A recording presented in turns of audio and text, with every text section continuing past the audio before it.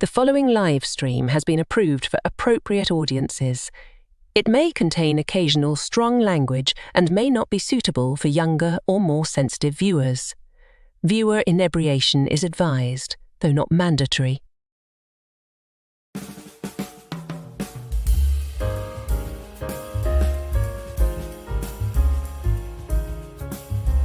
Good evening, happy Friday, and welcome back to Last Call, where tonight we pick up where we left off last week. Boomer and I were talking about our Marvel memories from the time before there was a Marvel Cinematic Universe. Last week we took you from the late 1960s up through 1991, and that's where we pick up tonight. Now, Boomer is the keeper of the slideshow, and while I provided him with my own list of Marvel memories, that was over 2 weeks ago, and I've had many drinks and many sleeps since then, so even my own contribution to tonight's list will come as a surprise to me, but that's part of the fun, so I hope you enjoy the ride. Grab a seat, top off your glasses, and tell me what you're sipping on in the chat, and we'll get this Canarble Wagon rolling before you can sing, "When Captain America throws his mighty shield." Last Call is streamed before a live audience.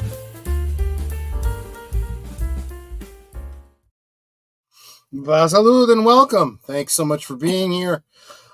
Yes, and I am, 8 minutes late. Normally, I am not one of the late ones, but this time I am. I apologize for that. I'll do better next time. Anyway, I am sipping on, you know what I felt like today?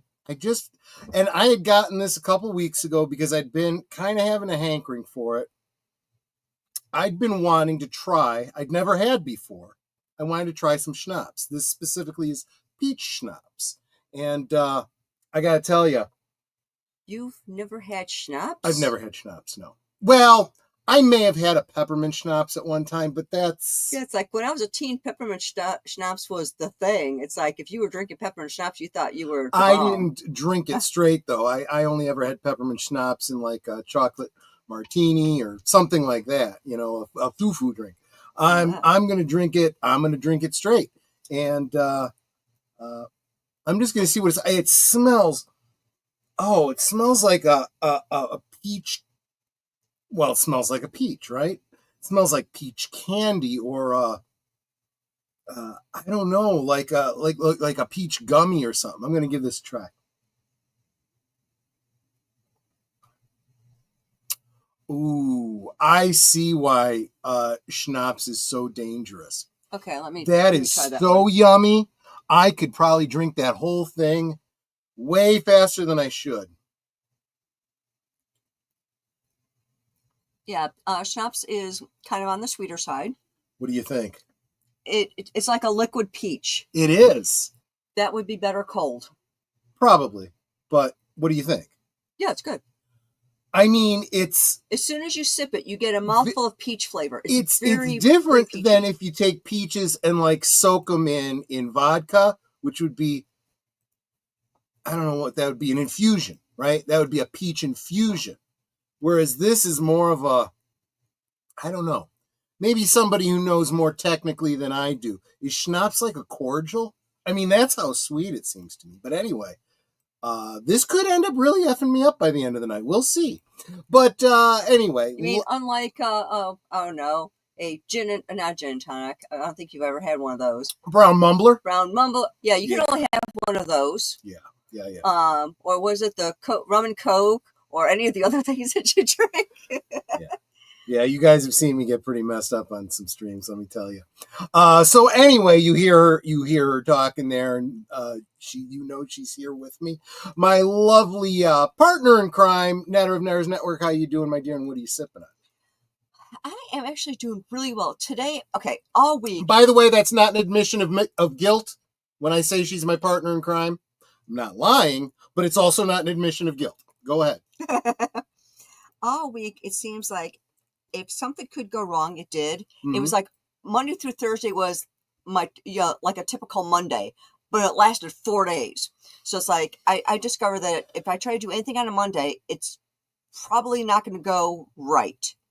So like, I plan out the day I'm going to do XYZ. Yeah, it doesn't happen. I might get X partially done, but then I got all these side quests and I don't get it all done. So Mondays are never good days for that. Y'all know what I'm talking about. Today, because I'm going to be off of work all next week, and I was talking to my boss yesterday, my one-on-one, it's like, I want to, make sure I've got everything off my plate, all my tasks and stuff done so that I can enjoy next week without going, oh, this wasn't done. This wasn't done. Now somebody else has to take care of it and da-da-da. Everything that I need to get done got done. It's like boom, boom, boom, boom, boom, right in rapid succession. Everything happened. I had a few side quests, but the side quests took me maybe 5 minutes.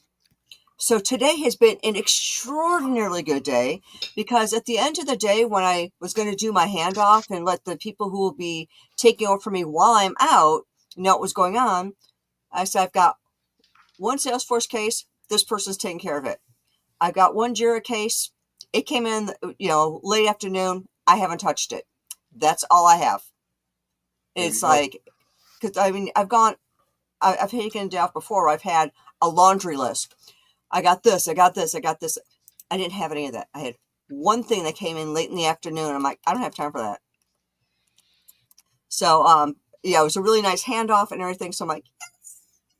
Yeah. And I am drinking currently a Diet Dr. Pepper. And when I finish this or get tired of it, because it sort of gets too sweet for me. I don't really drink soda because it always tastes sweet.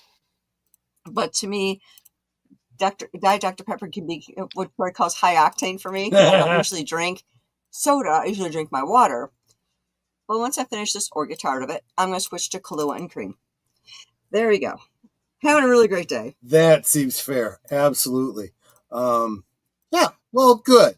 And you are off next week, right? I am off all next week. The only monkey wrench, and like I said, Mondays, because I am planning on doing some rental work in our basement. It's basically cleaning up the basement, and I'm painting in there on the unfinished side. At 5 o'clock, we have a dental appointment to have our cleanings done, which means I have to stop around 3:30ish or so to get cleaned up so that we can go and get our cleanings done. That's my only monkey wrench on Monday. It's like, of course, because it's Monday. Something's got to just, disrupt the works. So, yeah. But other than that, it's like, yeah, I'm planning out doing that part the same as I did the other half of that same section, where it's like I work until like 7:30 p.m. Then I can take a shower and everything, get ready for whatever stream is that night. But yeah, there you go. Monday's my only monkey wrench. So, Agent Boomer, how you doing, my friend? What are you sipping on? I've got a Coca-Cola Classic, and I'm doing okay. Well, I don't know. Coca-Cola Classic, high octane. That seems like I don't know. You're starting to do that more and more often. I'm getting worried about you, my friend. I gotcha. You might have. You should have some tea with that schnapps. You could have like a nice peach iced tea. I don't want to dilute it. Oh, it's so yummy. I'm really, really enjoying it. Yeah, so you want to be careful with that, honey. Real like quick, those Jello shots. It goes right to your head. I did want to share that. Look, I want to do my civic duty, and I want to report this to the correct government agency. I don't know who that is, but maybe if someone could tell me. I heard that somebody has a pet squirrel and raccoon, and apparently it's this guy. So whatever government agency needs to, please get on that. Just saying. It may have an appearance of a little dog too, so don't mistake. Yeah. And so I'm figuring, given the incoming administration, maybe they can point the right people in the right direction. So anyway, let me say hello to the chat, you wonderful people who have waited all this time. You probably all left by now. They came in, said their chats, and left, right? Because they got tired of waiting on us. But first, I want to say hi to FKHC 2005, whom we affectionately know as Tim. Yes, you won. It was a fine margin there because I got the stream up late, and you happen to have been the first one here. So good on you. And of course, JPRPH1 says, hail to Aged Boomer. That might be over on your side. Because I know that JPRPH1 is a channel member, and he is dropping the Canarble Wagon, the fedora, the channel logo, and the brown mumbler over here on mine. The other Tim Hayes.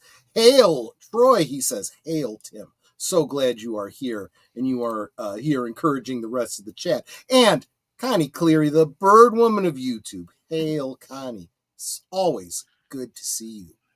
And of course, there you are. I love you too, Netter. Let's see. Oh, and Tim's saying hi over on your chat too, Netter. And let's see, there's Big Al of Big Al Presents. Hello, my friends. Films with Friends raid. Oh, that's right. You had a stream tonight that just let out. Thanks for coming on by, my friend. Let's see. Oh, and then there's Aged Boomer, who was also getting sick and tired of waiting for me because I'm such a lazy slob, slowpoke bastard. Curtis Selby, hail. Good to see you, my friend. And of course, salute to Deleted Scenes. Yes, Films with Friends raid, of course. And let's see. There he is. Daniel Barry, Sports Highlights. Good to see you, my friend. He says, evening, everyone. The other Troy, Space Fraggle, drops the Canarble, the logo, the fedora, and the brown mumbler 3 times. Well, take it easy, man. Those things are really, really potent. By the way, going back to, let's see, was it last Monday? Yes, last Monday, we celebrated Life Day with the Star Wars Holiday Special, and I said that my regular members and VIP members drop me a note by either by email or direct message or however you want to give me a mailing address if you are interested, and I will send you a DVD copy, actually a 3 DVD collection of the various holiday special DVDs. Almost like a trilogy. So far, Space. It's almost like no.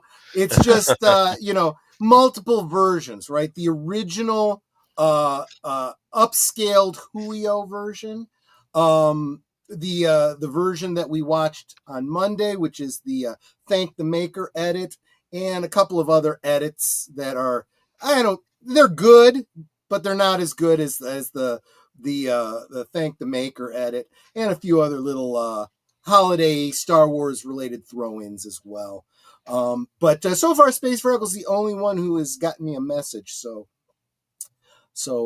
if you are a regular member or a VIP member, and you are interested in a copy of the Star Wars Holiday Special, make sure you reach out and let me know. And there is Madanui saying, hi, Madanui. Always good to see you, my friend. And Brandon Tran, hello. How is your guys' evening? Our guys' evening is wonderful. Thank you so much for asking, my friend.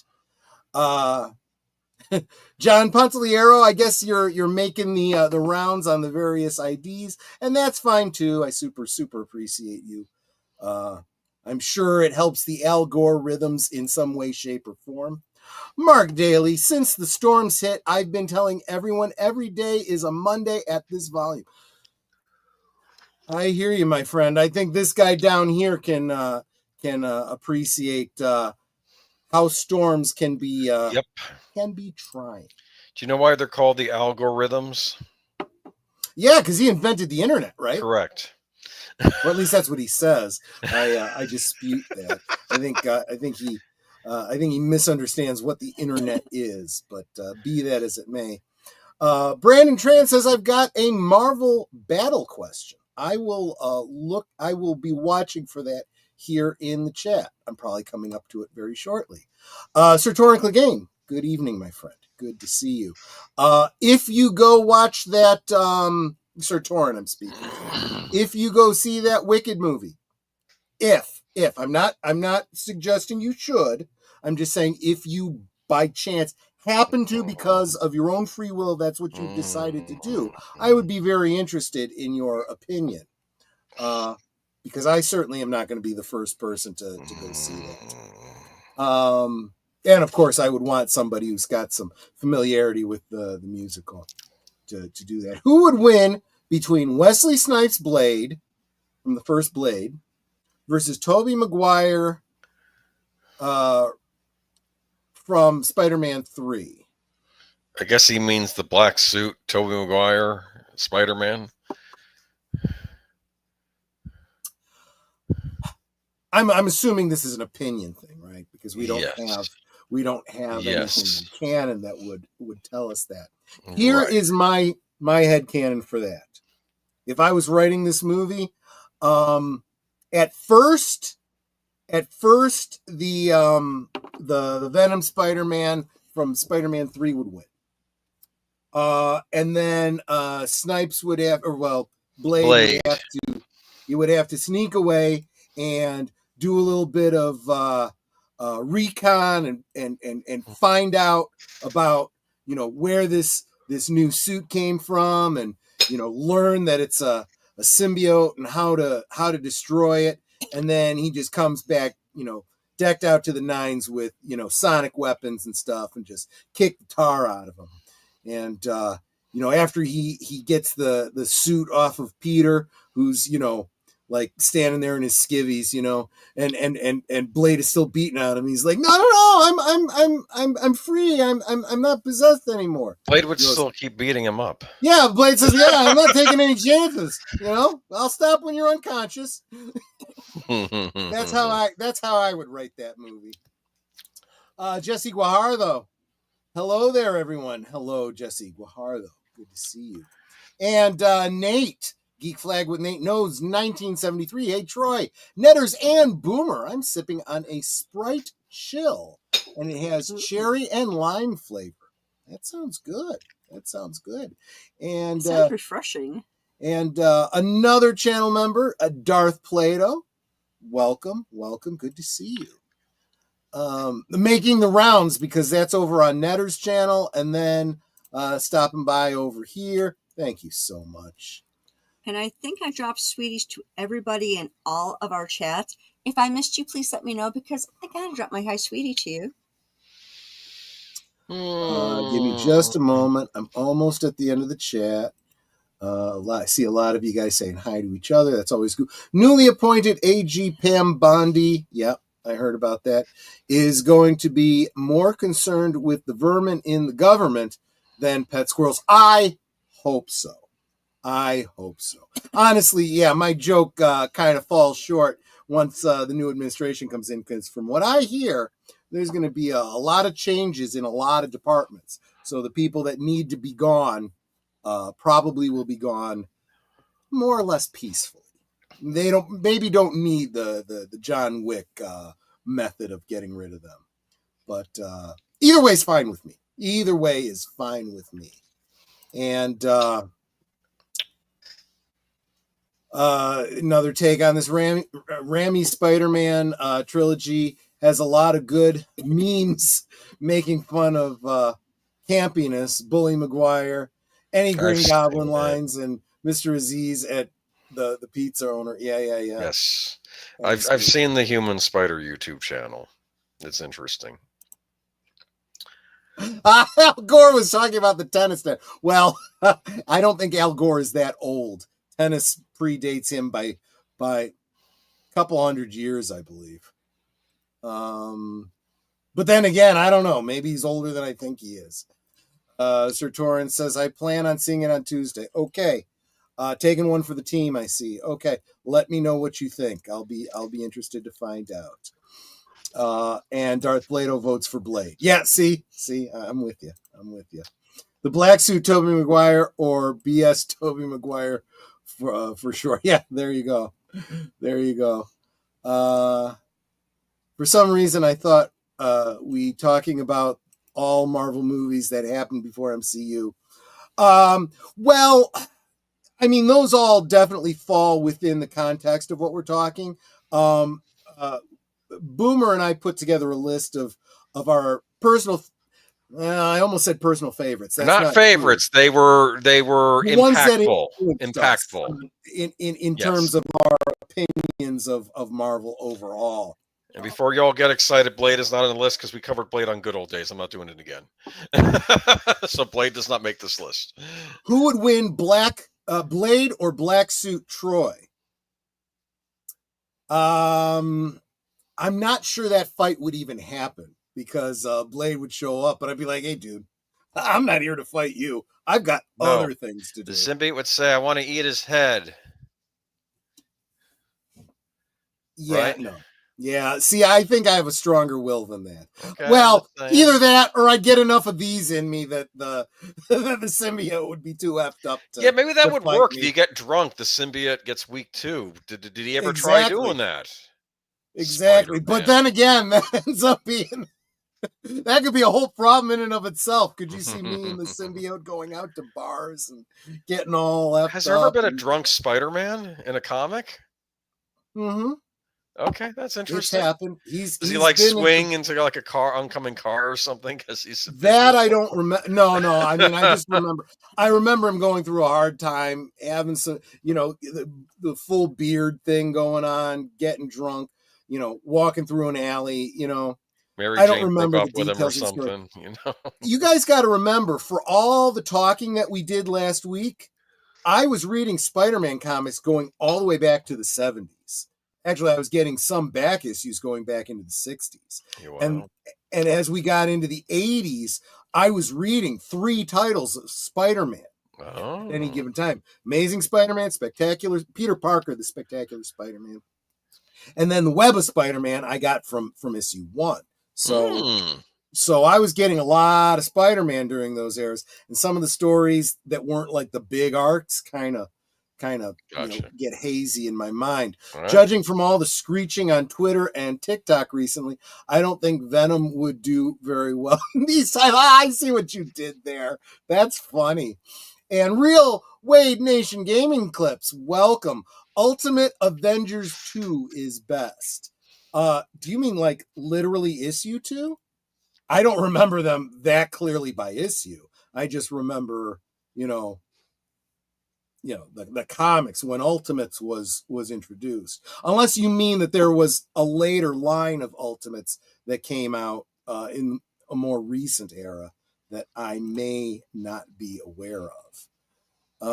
Let's see here.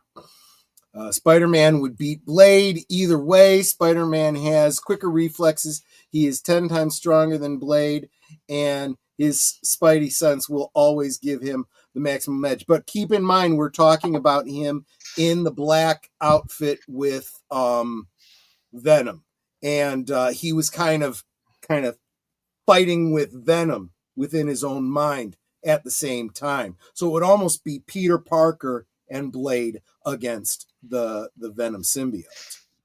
At least that's how I'm thinking about it. Like Kathleen Kennedy, Al Gore is a lich. There you go. And that's lich with an L, not with the that she might be other things that rhyme with lich, but lich is an undead evil creature. And thank you so much, Troy Space Fraggle. Why have a nice audience tonight? Or that might be we have a nice audience tonight. Nice to see us fill the venue. Yes, I super appreciate you guys.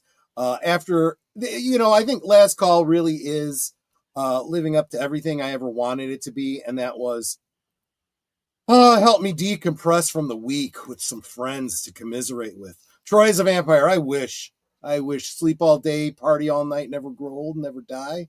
That wouldn't be so bad. Let's see here. Like Time's Person of the Year, they affected us most for good or ill. Yeah, good point. Troy must have Ultimate Avengers 2 cartoon movie. Okay. Yeah, I did. I know that they did, that some of these comics that we're going to be talking about, or that we have talked about, have been turned into DVDs, cartoons, and whatnot. I haven't necessarily seen all of them. I remember him going through a hard time, so all of Spider-Man Yeah. Well, you got a point there. Sometimes we're more rough than others. Troy, when it comes to Spider-Man, he has it rough and he never has good. That's not really true, because we just last week talked about him getting married to Mary Jane. Even though there were some struggles and, they didn't get to right away go on their honeymoon and whatnot, that was still pretty spectacular. There are moments in Peter's life when, let's face it, Tiger, he hit the jackpot. Am I right? I'm right. So, and then there's Amazing Fantasy Spider-Man. Okay, that one I don't know. I completely missed that. Did that come out in the 90s? Because I kind of got away from collecting Spider-Man. And we'll talk about why I stopped collecting them later on. Let me try getting through this. Yeah, Blade would take him. Yeah, because honestly, I see Blade being very, very, very Batman-like in his, strategizing and stuff like that, and using his skills to his advantage and so forth. A lich is an evil sorcerer who trapped demonic magic to cheat death. Actually, to be more precise, has trapped his own soul in a device called a phylactery, which basically Voldemort. Makes that's sense. basically what a lich is. Yes, it makes sense. That's all he was. He just had multiple phylacteries, and he had to destroy them all. Yeah. Blade and Spider-Man did fight before, and Blade won. Oh, that is right. I had actually forgotten that. I thank you for reminding me. Yes, it's true. Interesting. And I would say the Spider-Man of the comics is more powerful in almost every way than any of the movie versions. We love your show and guests, and it's great to hang out with all of you. You are so encouraging, my friend. You really, really are. And you guys talking between each other. Yeah. Blades. Some motherfuckers are always trying to ice skate uphill. Yeah, exactly. He was thinking of Spider-Man when he said that. It wasn't Deacon Frost. At that moment, he was thinking of Spider-Man. That's what he was thinking. We also talked about DC versus Marvel last week, so Batman can beat anybody. He'll have something in his utility belt that'll. There's been a lot of videos that I've seen about this, and a lot of people say that, but they always say, if given enough time to prepare. If he doesn't know who the heck you are and what your power set is and who the hell you are and where you came from and any of that kind of stuff, he might just get trounced. Did you ever see the fan film that was Blade versus Darth Vader? Blade versus Darth Vader? No. That was an interesting one. He was putting up a good fight, Blade. Sorry, not Blade. You know what was a good Batman one, though? Versus Darth Vader. Batman versus Darth Vader. That's what I saw, good. Yes. It's got two endings, one where he wins and one's where I saw the one where he didn't win, but Vader got messed up regardless. Yes, he did. Yes. Yeah, it was not an easy fight. Do you know how he wins in the Batman Wins version? How? He frees Clark. Oh, that's funny. And Clark helps. Yeah, exactly. I thought he would have used some freezing thing on Vader, like that he got from Mr. Freeze.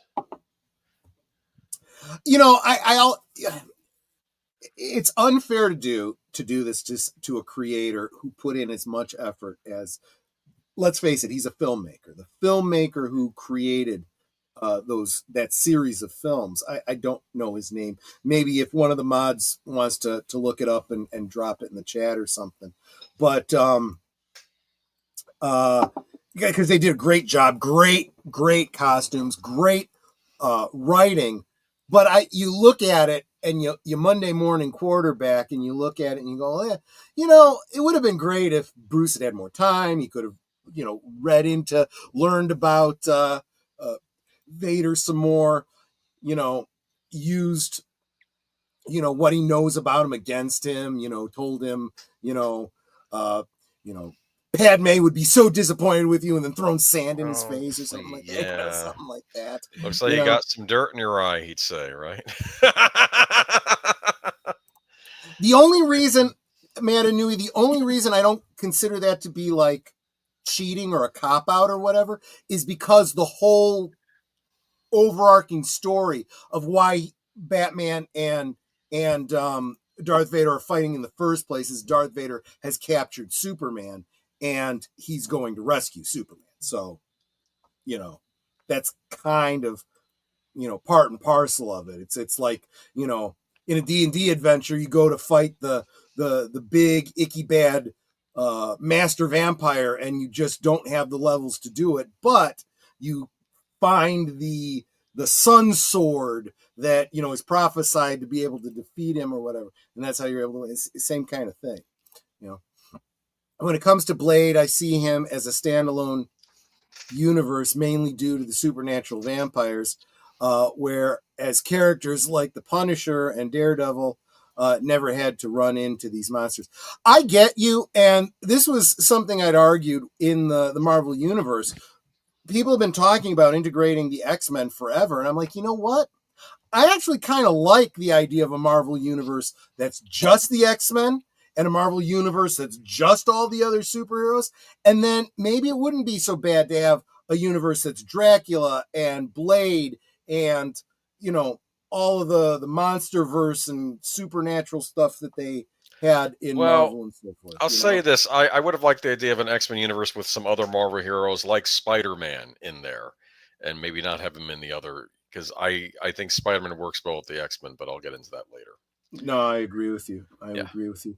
And welcome, Jesse Green. I watch some Star Wars things. Star Wars? I don't know. She gives him sand. Dude, I'm sorry. I'm trying. Maybe I'm just getting drunk now, but I'm having a hard time with that. Wait, hold on.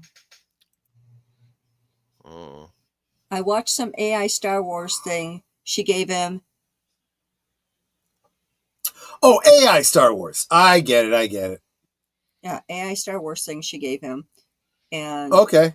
I'll have to look into that, see if I can find it. There you go. But let's go ahead and get on to the topic. We're gonna bring it in. Add to the stage.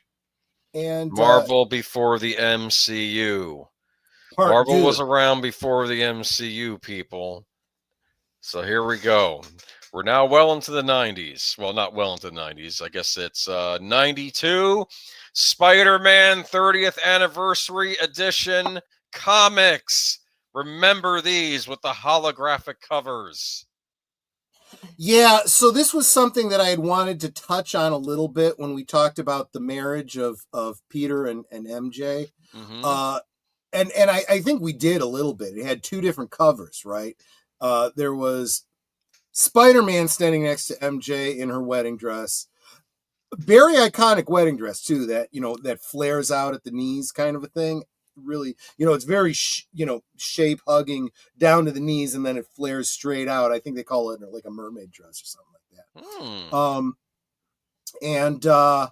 that. So Spider-Man standing next to her, and like the villains and the Avengers and X-Men like fighting behind him, right? Yes. And then in the other one, it's Peter and, it's Peter Parker, not Spider-Man, still MJ, same dress. And on the one side, he's got like Harry Osborn and Aunt May and, J. Jonah Jameson and Robbie Robertson, all the supporters and friends and family. And on the other side, as I recall, it was like people like the Kingpin and all the street level type villains, So anyway, I was like, I got to have both of those covers. But when it came to all this other speculative cover bullshit, what are you talking about? I said, guarantee be worth money in the future. Your retirement's set. You buy one of these. Guess what? What? Guess what? What? Not a single one of them has gone up in value. Even what was it? Stan Lee kind of threw shade at this. This is kind of the speculative market. When people, this is after Batman '89 came out. Everybody, comics honestly, worth a fortune. Yeah.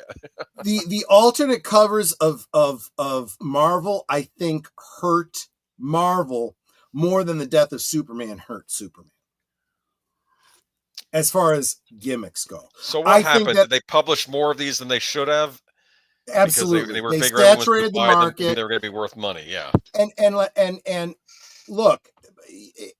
the only reason something ever becomes a collector's item, right, is if it's rare.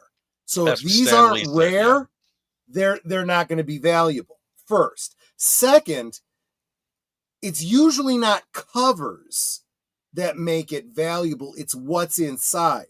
Like an introduction of a new character that becomes like the popular later on. introduction of Punisher or the introduction of Blade, both of which, by the way, were in Spider-Man comics. I did have the introduction of Punisher, by the way. I did mention last week I gave that away to a friend's son, and I hope he paid attention to value if he ever got rid of him. Mm-hmm. But yeah, it's not usually the cover that makes a difference. So you're not impressed. No, not at all. And this whole shtick of so-called holographic covers, I never liked them. It was like, you know what? The artwork is obscured by this kitschy thing. I'd rather just see the artwork that the artist created. Well, I guess I should have done the Marvel trading cards. Oh well. I didn't pick those, but those were cool. Let me go back one. Okay, I think I had this one. I had one of these. I can't even tell what that art. What's a hologram? You can't see it in a photograph. All right, it's the next one though. Go to the one that's that one. Looks like he's swinging there, huh? Yeah. Yes, that one I can see. That's Spider-Man. I don't know for sure who that artist is, but it looks a lot like Todd McFarlane's art. Mm-hmm. Yeah. And great. I'd like to just see that picture, unobscured and colored. This is basically black and white because of the shtick of the hologram. Holograms were big back in the day, kids, especially in the 80s, but even going into the 90s. But you know what? You kind of got me off on a tangent. What's the whole bag behind the 30th anniversary? I don't know. Or was this just it? That was it. I was saying these are the collectible holographic covers that everybody thought was going to be worth a lot of money. This is what I call a bad Marvel moment. Okay, that's why I put it in here. I wasn't sure how you were pitching this to me. No, this was considered a horrible mistake, correct? Do you know how many they did? How many covers they did? No, they did 4 in total. I didn't have the other one. That one didn't show. Yeah, that one didn't show up as well because it had like a black background. I figured. Plus, I was only doing 3 each anyway. But I remember at the time, I thought this was, oh wow, I bet this is gonna be worth something someday. You're spending your allowance money, and then you realize no, nobody cares. Because they made too many copies. Because they basically thought, hey, we can get all these people that now want to get into comic collecting for speculation instead of just liking the art comics, right? Yeah, and that's a great way to just destroy the whole industry. So this is... it would be worth money if there were fewer made of the regular covers, right? Good point. You know, this is the mistake that these companies make. Failing to understand why things are a collector item, why they go up in value.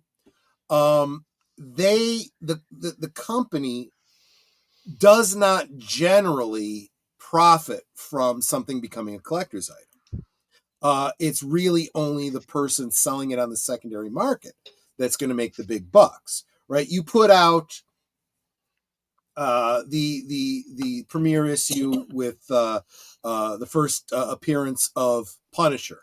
Nobody knows if anyone's going to give a flying F who Punisher is and if he's going to ever show up again. And they put it out, for, I don't know, I think at the time it was like 55 cents or whatever it was, 65 cents. That's how much Marvel made off of each issue of that comic.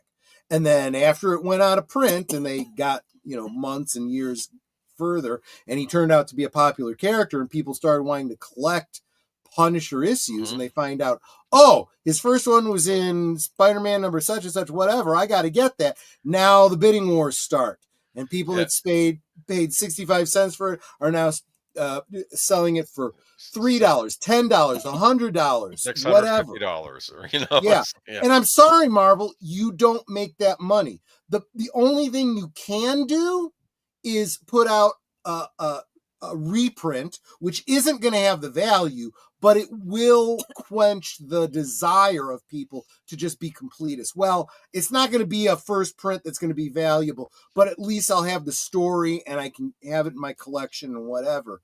And that's how you make a few extra bucks, Marvel. That's just how it works. If you try to do kitschy, make it a collector's item type thing, it will backfire every time. You are really gambling with destroying your whole cash cow by doing this. They all do this.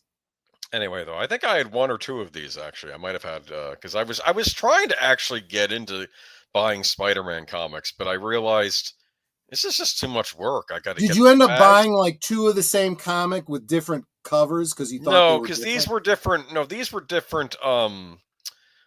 These were different comics. Like these were different lines, right? So Gotcha. this is they're going to be a different comic underneath each of these. But I was trying to get into one of them, but I think plus getting out to the comic book store wasn't easy for me either. So I think I just another problem that a lot of us had with go ahead. More Marvel than DC was you would have, especially with someone like, well, and they did this in DC too. Superman had multiple titles, Batman had multiple titles, and sometimes what they would do is you would get Amazing Comics, Amazing Spider-Man number such and such. You get half the story, and it's left on a cliffhanger, and you got to buy. Then Web of Spider-Man. I hate it when they do that. I hate it. Well, I didn't mind it because I was getting all of the Spider-Man line already. But when they did it, so you had to get like the next one is in X-Men.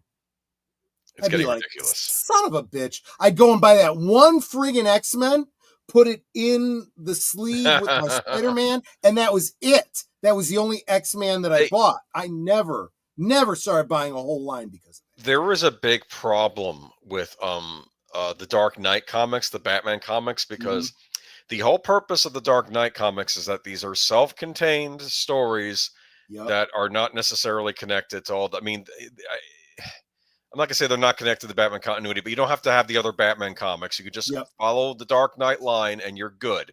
But then when they did Nightfall, they shoved Nightfall into the Dark Knight, and a lot of they were mad because they're like, I don't need to be looking at this stuff in the mainline Batman comics. It's supposed to be a self-contained comic series that I can read from beginning to end, not have to worry about all the other stuff. They always pull this crap, and it's annoying. Don't get me started on the CW shows. This is again. We talk about this all the time. These companies need to respect their audience. They need to respect the people that are paying the money, which is why I respect all of you guys. You guys dropping the super chats and the super stickers and the members and stuff. I hope you guys feel the appreciation. I am not like these bastards that take y'all for granted. Time to move on. I mean, yeah, if that's all you had to say. I have nothing left to say on this. I think I didn't even know. This wasn't even a blip on my radar. I remembered this, though, and I thought it would be interesting to bring up the whole Marvel speculation. This hurt them financially eventually, didn't it?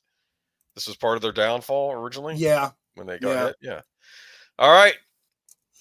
X-Men, the animated series, 1992. A lot of people recommend this to me. This wasn't much on my radar. I got married that year. I had other focuses and stuff. But this was a big deal. See, I was in high school when this came out. This was a big deal. This came out the same year as Batman the Animated Series. Now, this wasn't this was a Saturday morning cartoon. It wasn't like Batman the Animated Series where it was on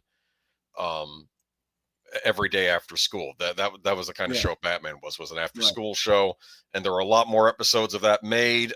This was done on more of a budget too. They didn't have the budget that Warner Brothers had given Batman the Animated Series, but this was still the only other real superhero series in town at the time. And it was based on the X-Men comic that was going around the 90s, which was very popular at the time. I remember kids in high school, they were reading X-Men comics. They not so much the DC stuff. They were all into X-Men. There's kind of a little what do I you see call it? multiple Jean Greys there. There's the different Dark Phoenix. The Dark Phoenix is there, which is still Rogue, better yeah. than any on-screen Dark Phoenix they ever did. You got He Storm, screwed it up Cyclops. twice. I found this show pretty good though at the time. It did have kind of a, I don't want to say it was a soap opera. It had like a multiple story arcs going on. Like each season was something new that would build up to something big at the end. The first season, it introduces characters like Magneto and things, but it's really about them versus the government and the Sentinels. Cable that's up really there what at the it's about. top. I see Mystique, Center. Yes. Yeah. A lot of characters. Starts out, we are introduced to the show through Jubilee, who just gets her mutant powers, and she's with Jubilee her. is in the lower left there, right? Yeah, and she's with her foster parents, and the Sentinels are coming after her, and and then the X-Men take her in. You can come to the special school for the gifted, and of course she's the only really school age girl at the school. Everyone else is at least in their 20s at that point on the show.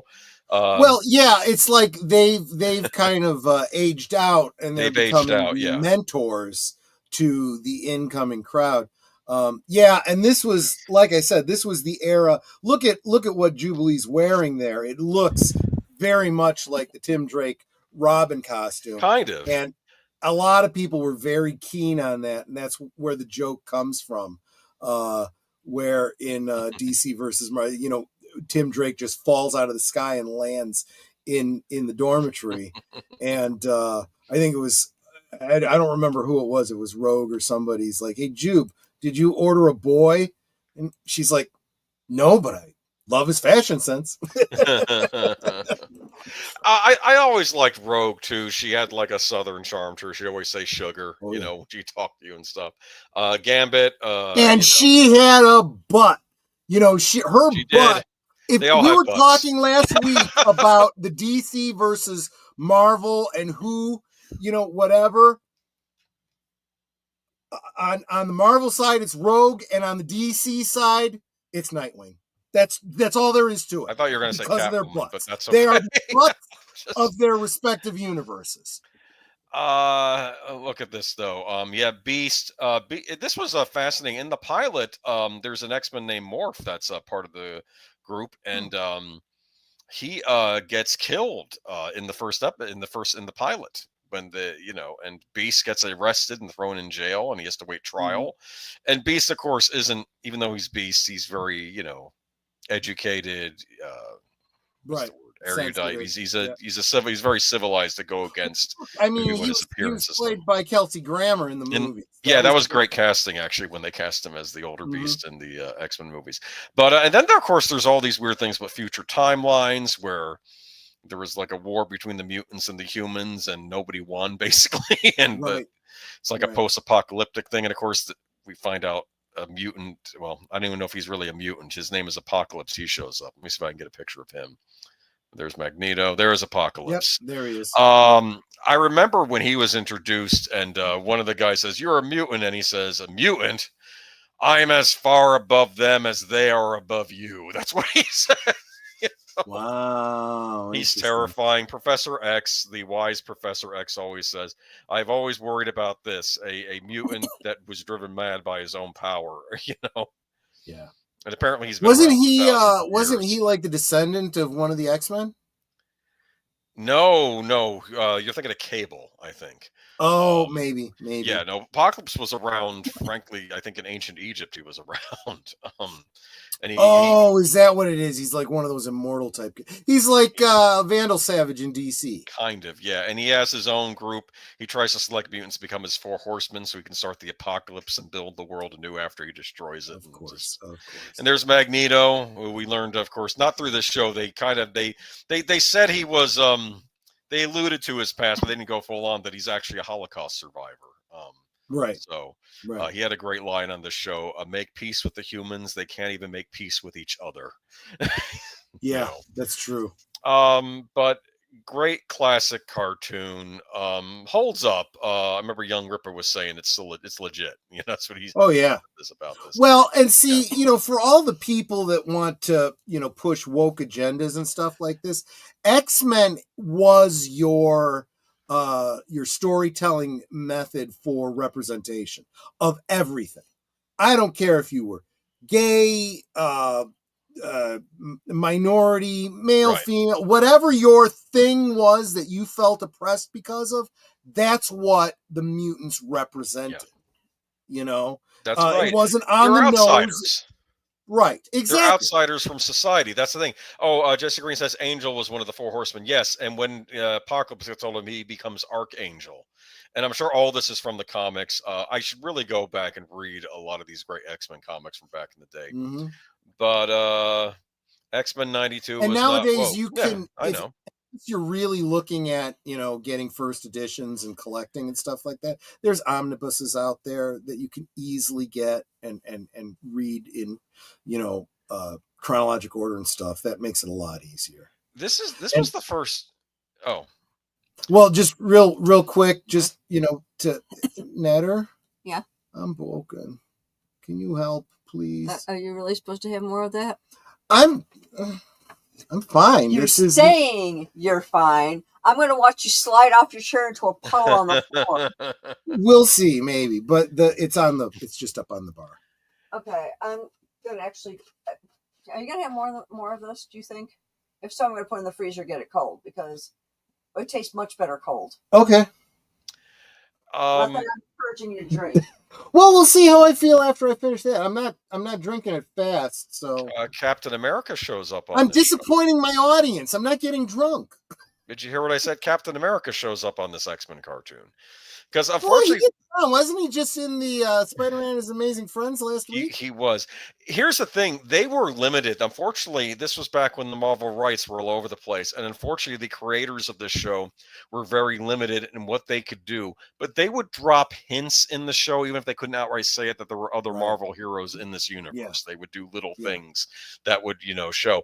And on the Spider-Man animated series that came out a couple years later, they actually had a crossover where the X-Men showed up on Spider-Man, the animated series. And it was this group of X-Men from this cartoon.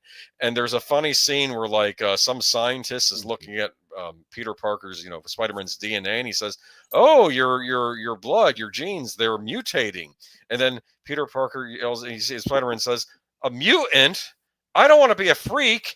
And then Wolverine and the X-Men are standing right behind him. And he says, watch what you say, Bob. And it's like... There was the first time that I made the connection with Spider-Man being a kind of mutation. Kind of, yeah. There was a storyline. I don't remember where it came from, but I read it and we had a previous, I don't know if it was Good Old Days or something talking about it. I had gotten, when I was a kid, the Power Records, they were comics with the 45 record in it. You'd read along with it. And I got 2 of them for free from, I think it was Woolworth or something. So they had Spider-Man there. Some guy cosplaying as Spider-Man, giving these out and signing them, right? And I got 2 of them because the first one I picked up was The Way It Began. The Fantastic Four. It was the retelling of the origin of the Fantastic Four. That was my introduction to the Fantastic Four. Oh. And I got this, and Spider-Man looks at it and goes, I'm not in that one. You want to pick another one and I'll sign that one? I said, oh, yeah, sure.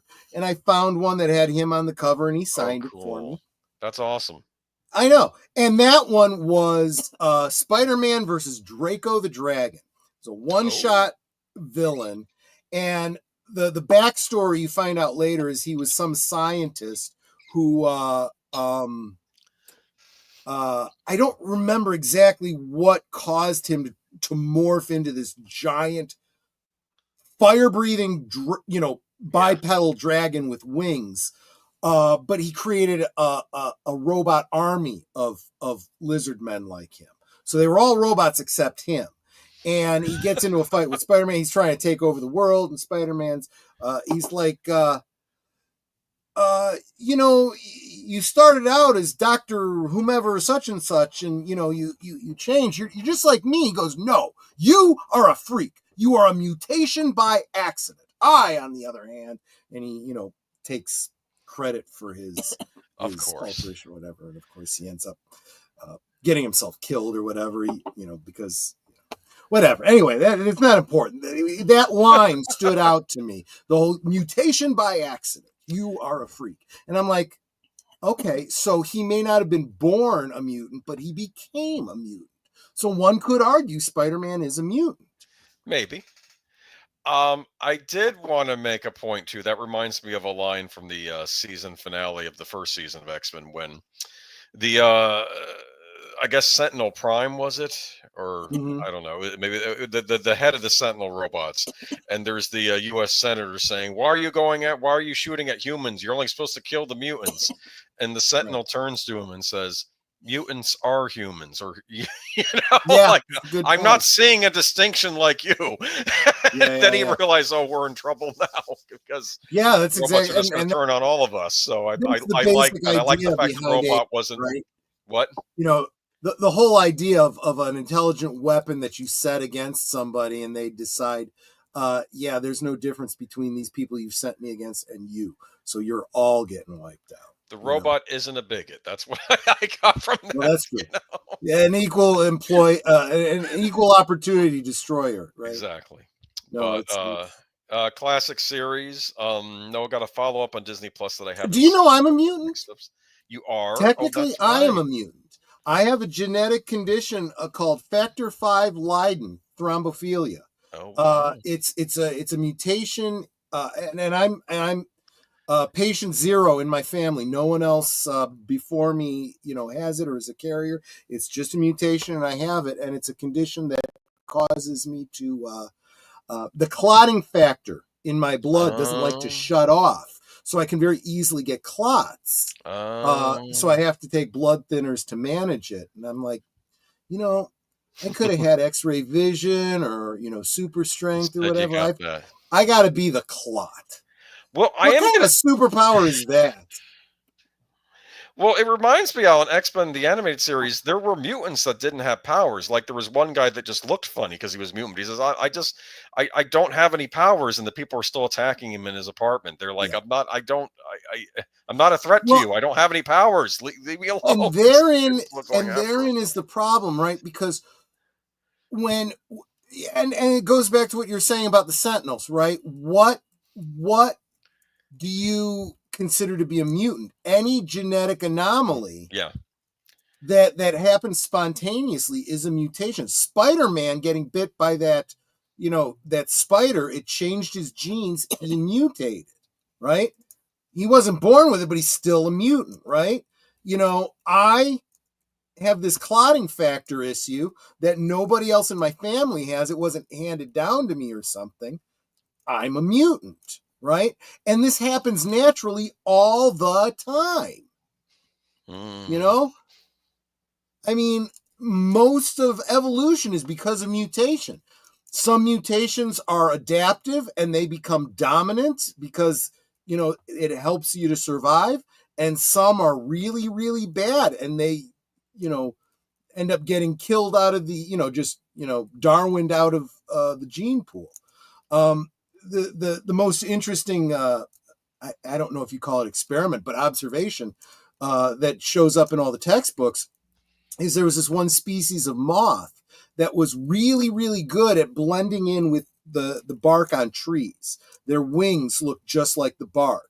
It was like a dark, dark brown with the same pattern. And, they'd had it for, who knows, maybe thousands, millions of years. But then something happened in that region where a volcano put out a bunch of ash and turned every single tree like gray with ash. Hmm. And when the moths would land on the tree, they'd get picked off by birds because now they stand out. But you know which ones didn't? The ones that had a certain mutation that made them look gray. And they're the ones that And they survive. and they thrived. But that's a mutation. That's how Mm. mutation works in nature. Oh, thank you, Geek Flag. The leader of the Sentinels is called Master Mold. I remember now. Okay. There you go. It's been a while since I've watched this. I did get them on DVD recently, though. I found them on eBay and stuff, so I may go Cool, back and cool. rewatch this whole thing. But yeah, that was X-Men.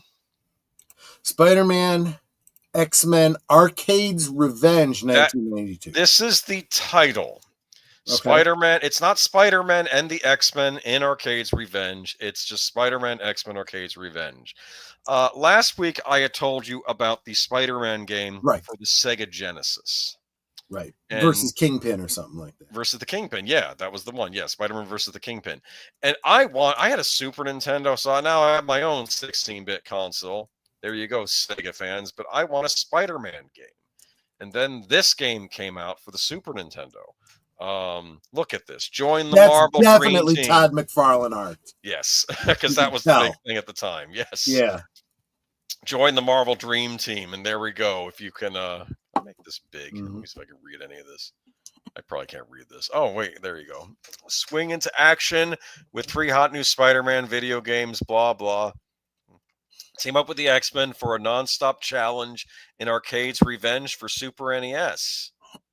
There you go. So look at that. You got all the enemies down there. You got the X-Men over there. I thought this is... So let me see. I know my Spider-Man villains. So, of course, we have Mysterio. We have Electro, Doc Ock. We got the Vulture, Hobgoblin, Juggernaut. And then we got some X-Men above them there. Now, I didn't buy this as soon as it came out because I had other games to get. I remember that Christmas that year I got Roadrunner's Death Valley Rally, which looked better than it played. But the idea behind the game was you played as the Roadrunner and you're trying to outwit, Wile E. Coyote's traps. Wile E. Coyote. Wile E. And it had great looking animation. It looked great. It just didn't control so well. I also got Super Star Wars. I think I've mentioned those games before. The first of the trilogy. I got that. And I got Teenage Mutant Ninja Turtles, Turtles in Time. Those are my 3 Christmas games. But in the new year, when I'd saved up allowance money, I picked this one up as well. Now, what do we got here? Troy, I find it weird. Some of the X-Men wanted to have Spider-Man to join. But he didn't. Deadpool wants to join the X-Men, and they don't want him because he wasn't born with his powers. Yeah, that's a great what point. They tell him. They don't want him to join because he's annoying. Because he's a psycho. He's nuts. That's why they really don't want him. Spider-Man, they actually see as a kindred spirit. And he is. And that's what I like about Spider-Man. I often think, I wish they would do this, where they would do like a trilogy of movies, which would just have Spider-Man. Maybe he's down in the dumps. Maybe society's really turned on him. And he kind of helps out the X-Men because they're outcasts like him. He's just an outcast in a different way, because of J. Jonah Jameson and all the propaganda. But the X-Men are outcasts. They kind of touched on it in the Tobey Maguire era. They sort of, they didn't quite do it, but they sort of nodded to Spider-Man No More. Where they did, yes. Out the, and he's got a, and this is every now and again you got to, because and everyone was talking about this too. Peter, just has such a rough life, and every version of it we see, right? He's got all this responsibility, so he misses the date, or he's late to class, or what, he loses a job or whatever, and it's like he really struggles because he's trying so hard to do what's right all the time, always to his own detriment, and eventually he gets fed up and he quits. Yep. But he it's just not in him. It's not in him to quit. It's not in him to what. And I'll tell you, this is why I loved again the Sam Raimi trilogy. When he's going through that in the movie, and Aunt May makes it clear to the audience she knows he's Spider-Man. And she gives him the lecture about, indirectly reminding him of what Uncle Ben said about responsibility, and how, sometimes you just got to do what is right because people need you to do it, Well, I remember in Spider-Man 2, he loses his powers for briefly. And what I'm thinking is, it reminds me of in the movie Kiki's Delivery Service, the Studio Ghibli movie, where the witch loses her ability to fly and she just can't. And I think what happened was he had an internal crisis, and I would call this man versus self, in the character. Right. Where it's a psychosomatic. Why am I doing what I'm doing? What's the point? And I think as a result, his body just shut his powers down. That's what I think. It's a psychosomatic thing where he represses his powers as a kind of a defense mechanism till he gets over his headspace. And it's a different way of dealing with the hero, right? The hero who is in conflict with himself and has to, retake his own mantle. Superman has had to do this, but it's been more of he loses his powers. But what does Superman do? It's not his powers that make him Superman, right? He's a hero because he is a hero, regardless of those powers. So if he loses all of his powers, he'll go and he'll find the technology in the Fortress of Solitude to continue to do good in the world. Yeah. He'll seek out Batman and say, hey, train me in fighting so I can, still, to the best of my ability and, Legion flight ring and whatever I have to do, the supermobile to get around, whatever. Look at those graphics, huh? Was this 32-bit? No, 16-bit. 16-bit wow. Super Nintendo. Oh, that's pretty good. But this wasn't the play. This is this is just the title screen. When it pops on, you have, I should have written down the gentleman's name. Give me a moment. The music to this game, in my opinion, is some of the best I've heard on the Super Nintendo. Yes, it has. You shared it with me. You did. Did you get a chance to listen to it? And again, I was wondering as I was listening, is this 16 cartridge? It's a cartridge that was on a cartridge. Now, to be fair, the Super Nintendo did have a great sound chip because it was designed by Sony. Just before Sony and Nintendo had their big falling out, and before the PlayStation, but it had great music. And this guy's been mentioned. There's a YouTuber, I forget his name, but he does he talks about various Superman box on the freezer there. Superman box. Yeah. Well, I mean, as long as we're talking about it, yeah. This? Yeah. I mean, as long as I brought it up, let me go full screen on you. You're covering my Superman doll with a Batman. I've got my Supermobile. This is the McFarlane one. Oh my goodness! I never had one. I never had one for the original. I also got the Wonder Woman. What do they call it? The invisible jet or whatever.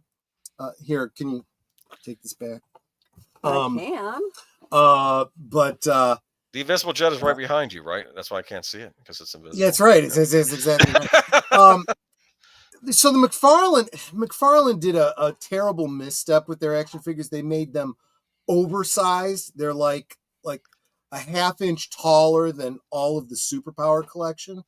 But I don't really see it as a problem if I'm buying the vehicles. Because, for example, the invisible jet, which has got dust on it. That's why you can see it, because it's dusty. There we go. I just put in my Superpowers Wonder Woman, and she totally fits. She's actually kind of loose in there. She kind of bucks around. But I was thinking, how cool would it be if I could get an Air Force officer to put in there, like a G.I. Joe, right? A blonde Air Force officer. Steve Trevor, yeah, because then you could fit him in right behind her.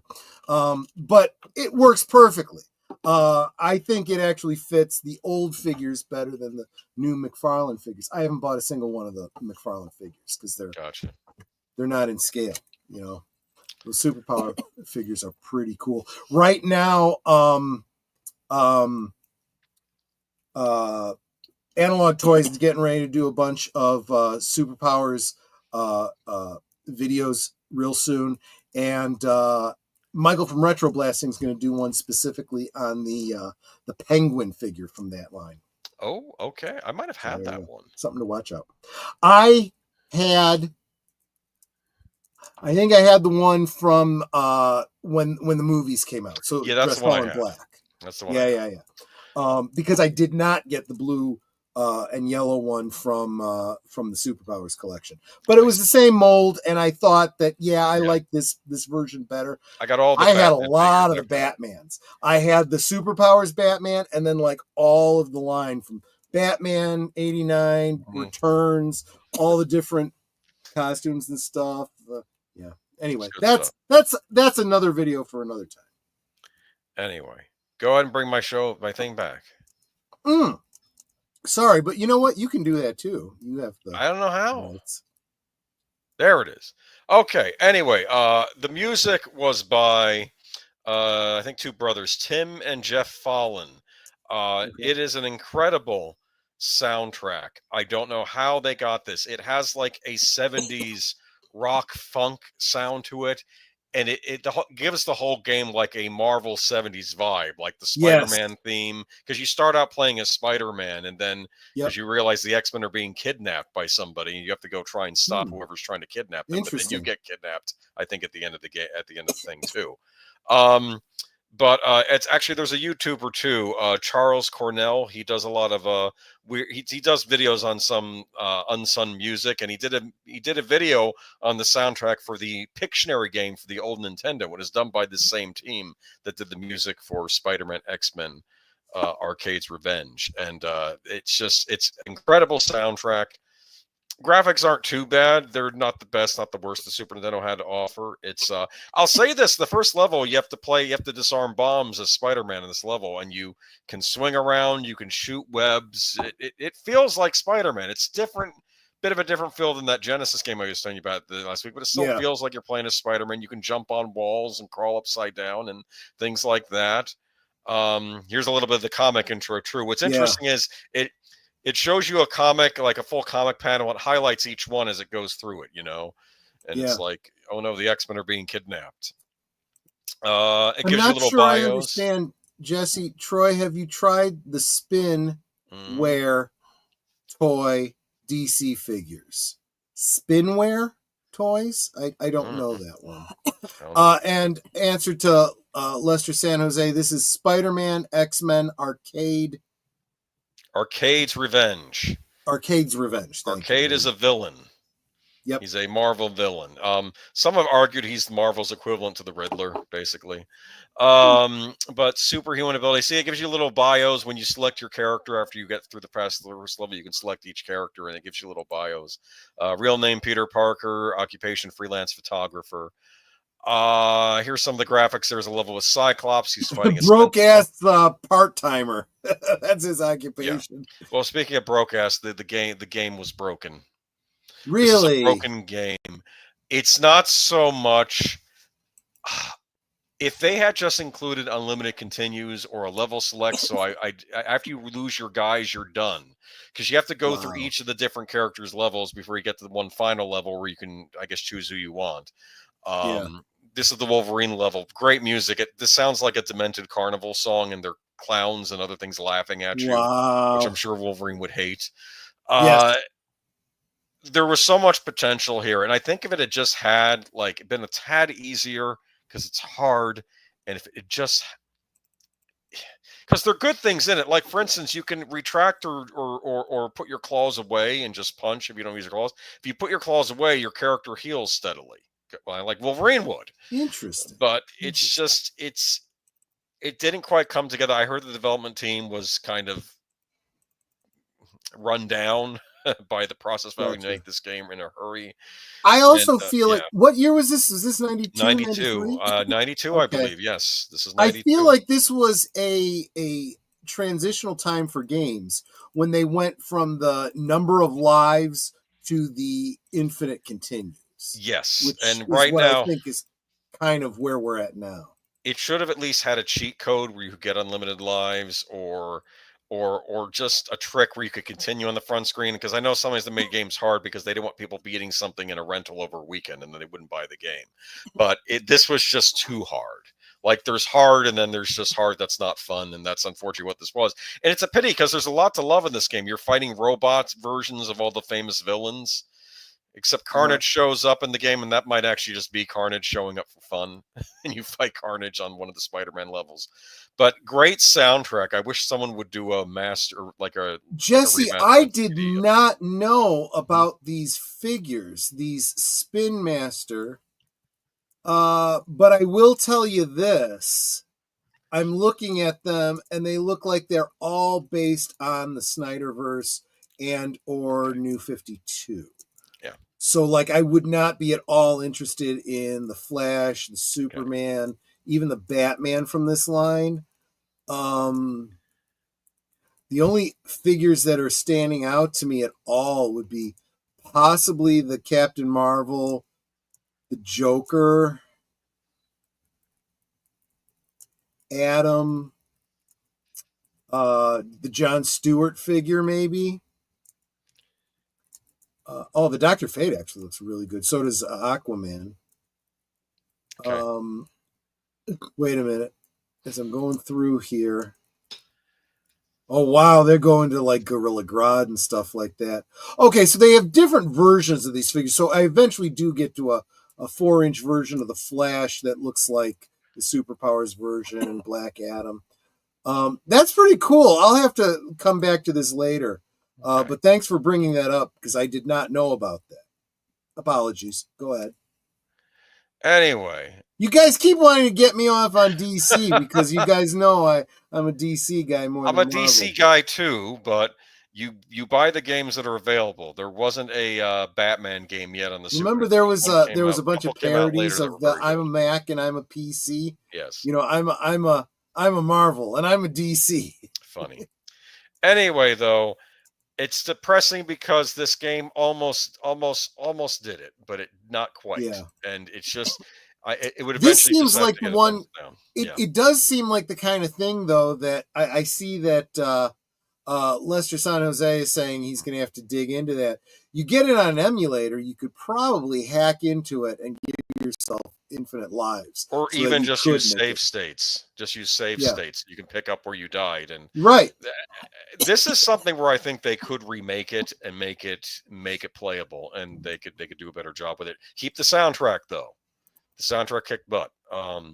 If we both well, we're trying not to talk so much DC. Yeah, because this is a Marvel stream. It's meant to be just a Marvel stream, but you guys keep getting me sidetracked on DC. We'll do DC another time. Trust me. We should. We absolutely should. Yeah, absolutely. But we're here to. I didn't put the parentheses. Oh, on the other side. Okay. Was this mine or yours? Mine. I don't know. You were napping. I don't know how you did. I don't know how you didn't pick this. Now I know. I just did 92, and this starts in 91, but I wasn't aware of this until like 93 or 94. And it ran from 91 to 95. Yeah. Yes, I got all of these. Boy, these are absolutely not politically correct. Love it. This was a takeoff on the Sports Illustrated. Sports Illustrated swimsuit, which I also got every single issue of up to a certain point. I'm not going to check out the pick of Ghost Rider. I don't have that in here. They had pictures of the dudes too, but come on. Yeah, they did do equal time, and they had different artists. So some were a little bit more, shall we say, photorealistic than others. Take a Wakanda Wild Side. Oh, that's so bad. Instead of a Walk on the Wild Side. I think that's brilliant. Because I guess and who is it? It's Storm, right? Because that's what you have been missing from the Black Panther was his relationship with Storm. He got involved with Storm, didn't he? Yes, they really have not thought through the integration of this. They haven't. They should have saved Black Panther and Spider-Man and then X-Men and had that be another MCU. And they completely effed up that whole Namor thing. Screw that bullshit. No. Screw that bullshit. Look at this, though. Here we go. These were some beautiful people. And you couldn't help but think that, you know what? During the summer, at a pool party, this is exactly what you would see. These are physical specimens. Group of friends getting together, you know? Yeah. And of course, Psylocke. Psylocke. Yeah. Psylocke again. Psylocke was very popular. You had a thing for Psylocke, huh? I take it. Yes. Oh, her origins is weird. I think she's like Japanese on the outside, but she was somebody else at first. I don't know, but nice looking lady. I remember her most of all. That's what I remember from these swimsuit issues. My friends would get them. That is Black Widow. Oh, there you go. Yeah, There well, you go. I have to tell you something, Darth Plato. I think it was in 2019. They were considered doing, they weren't going to call it the swimsuit issue, but they were going to try to do a Marvel annual like in this vein. And then mysteriously it got shut down. I think we know why it got shut down. Okay. Because I think they were going to try, And you know what? and I think it was going to be equal parts men and women. They were going to do equal parts men and women, but it This still is got my shut problem. down. I Yeah. think that these wokosos, they're a bunch of land whale weirdos that are just so upset that they don't look like this that they want everyone to be friggin' miserable. That's Yep. really what is the problem with these people. But yeah, I remember these. This is what I remember about comics in the 90s. I mean, I remember But you even know in the what? Go regular back X-Men to comics. Yeah. go back to the group shot. Hmm. Look at what's his name? The Russian guy on the left there, right? And Scott on the right and whatnot. I Yes, look at Scott that and Summers and I am not pissed off and angry and I don't look like that. I go, maybe I need to get to the gym and maybe eat a lot less carbs.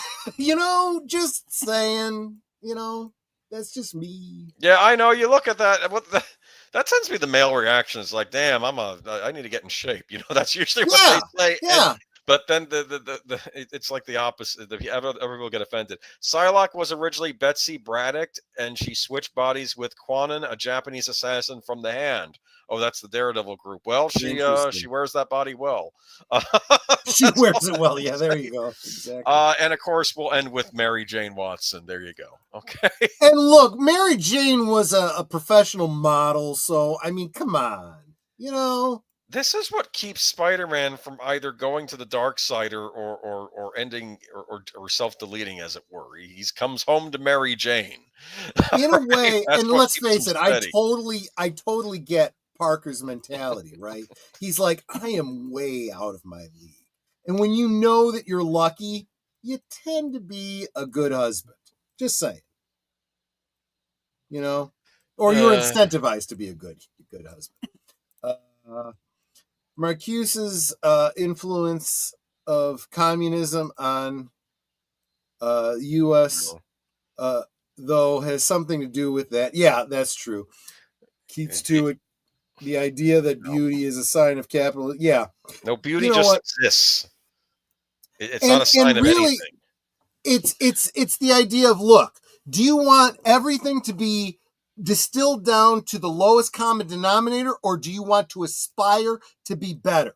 Look, I think I just hit on something. Communism, Marxism is completely incompatible with progressivism. Progressivism means looking forward to a better future, improvement. How can we do better? Right? Whereas Marxism is all about how can I do less and be lazy and mooch off the rich and, be envious and punish people who are actually people who grow our food and take their land, and then we don't know how to grow the food, and and stuff like that. Which is why, Marxist regimes always collapse in starvation and rebellion, and then you end up with capitalist progressivism, and then somebody who becomes wealthy and doesn't have to work for his money starts getting all these stupid philosophies again. I had this debate with someone the other day talking about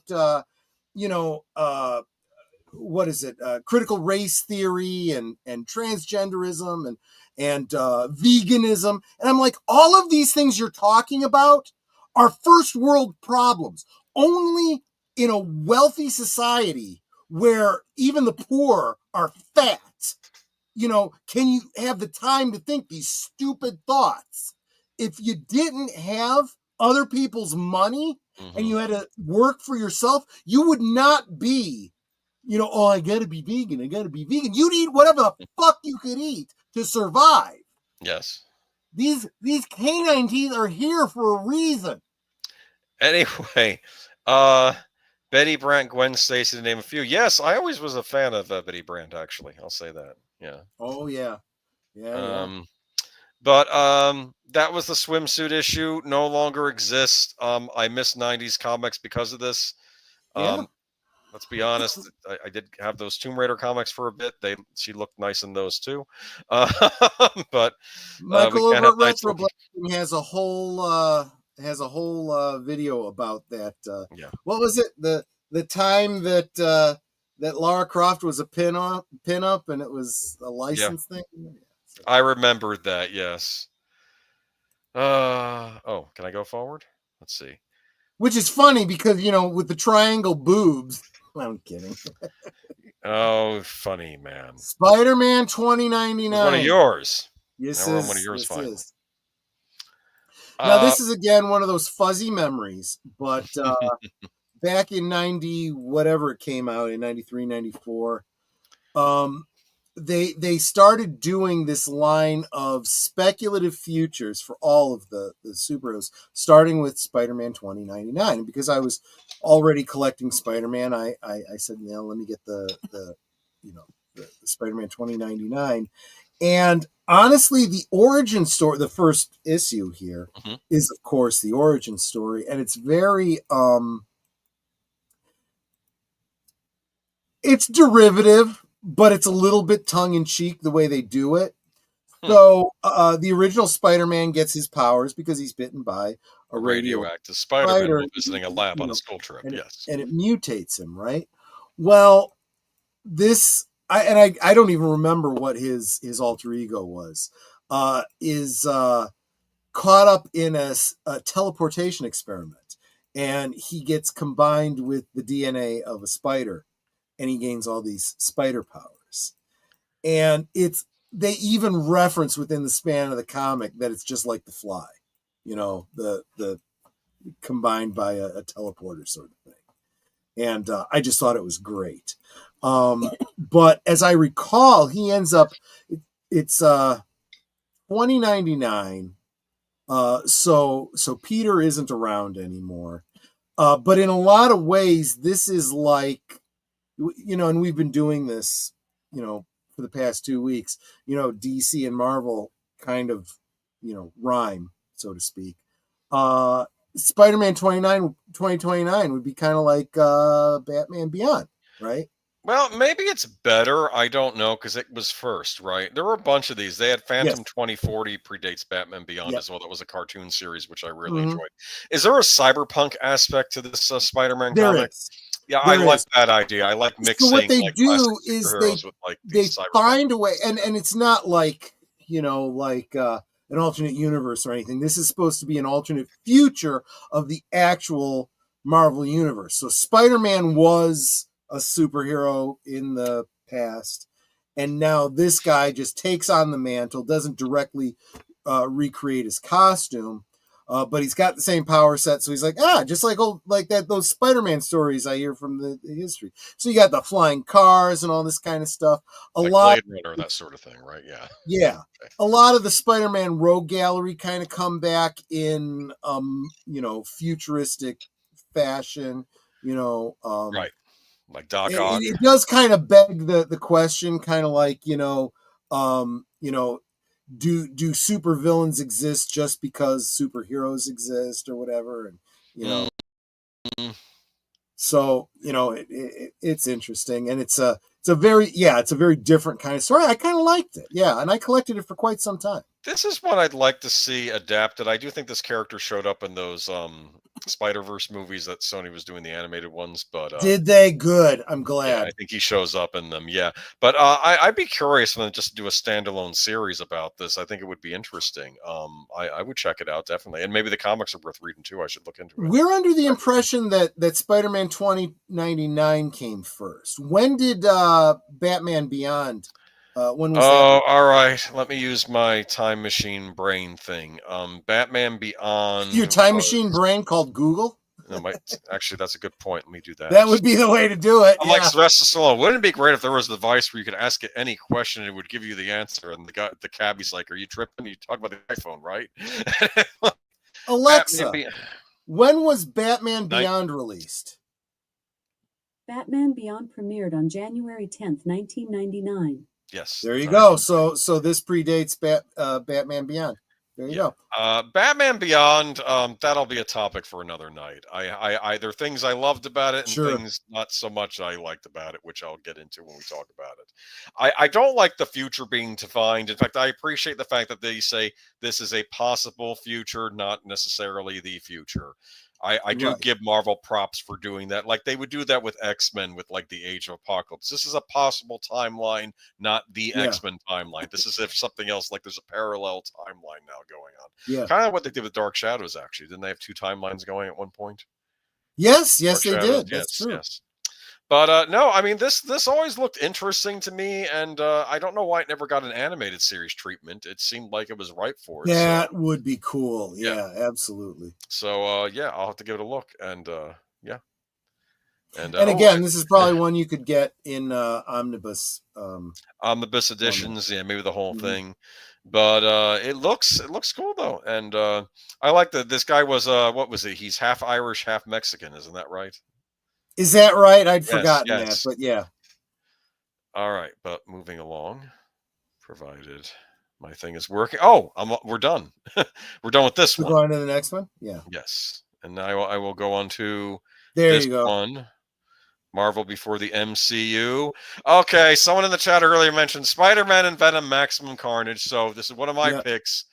Another video game, but Troy may be able to speak to the comic book it was based on. Sure. This is Spider-Man Venom Maximum Carnage. This had been a big comic book story in the comics. Yes, it was. And like a year later, they made a video game out of it by the same people, the same company that brought out the Spider-Man X-Men Arcade's Revenge. This one was a bit more successful. Still hard, but they did it as a beat-em-up this time. Look at this. And no one understood why they never tried this before and why they didn't really try it again. You can actually retell comic book panels in a 16-bit video game really well. Like you can have the comic book show up, and then you can have the speech bubbles pop in and out, and do things. And you could do that in a video game really well as a way to tell a story. And then you can go into the actual gameplay playing the level, and they did it here. And that made for great cutscenes. Just the comic book game. Yeah, and really clever. The music was done by the band. I know it's spelled Green Jelly, but I think it's their name is actually Green Jello, which was kind of like a originally they originally came out as Green Jello, but and they had to change it. Yeah, Jello is a trademark, so they had to change it to Green Jelly. Didn't they do the Three Little Pigs music video that was clay animated? Yes. And Rambo shows up and shoots up the big bad wolf. I remember that. But here we go. Hey, little pig, open the door. Not by the hair of my chinny chin chin. Yeah, they were an interesting band. They did the music for this. Two of the songs were included on one of their albums. One was called Rock and Roll Pumpkin, and the other was called Carnage Rules. And they actually, if you pre-order this from a certain store, you got a free audio tape of both with both songs on them. You know the you know what I'm talking about, right? Tapes before, because they wouldn't give you a CD, obviously, probably because that's too much money back then. But you could play as Venom or Spider-Man. But true to the comic book, you could only play as Venom in later levels because they were trying to stay true to the story. Look at that, J. Jonah Jameson. What is he saying? Hi, honey, I'm back. And it's the story was, and I think most people probably know this by now. So Venom, of course, was the symbiote that Peter picked up on Beyonder's world during the original Secret War. Yes, and he didn't know it was and we talked about this last week because we talked about Venom. He didn't know that it was a symbiote. He thought it was some kind of nanotechnology. Then he finds out it's alive and trying to bond with him, and he rejects it. And so it, like a jilted lover, is pissed, and he bonds with Eddie Brock, who also hated Peter because he lost a job because of him. And so they bond and they become Venom, and he's a villain for a while. And then he kind of becomes like an anti-hero. He still hates Spider-Man, but he's not like all evil, but he's incredibly brutal, kind of on the level of like the Punisher. But then another symbiote ends up coming to Earth, this red one that bonds with I forget what the. Well, I thought he was birthed from the original Venom symbiote and took over this guy in the end. Yeah, there was serial killer. They were related somehow. I don't know if it was offspring or siblings or whatever. But he bonds with a complete psycho serial killer, and Peter and Eddie have to team up because they're like, this guy needs to be stopped. He's bad.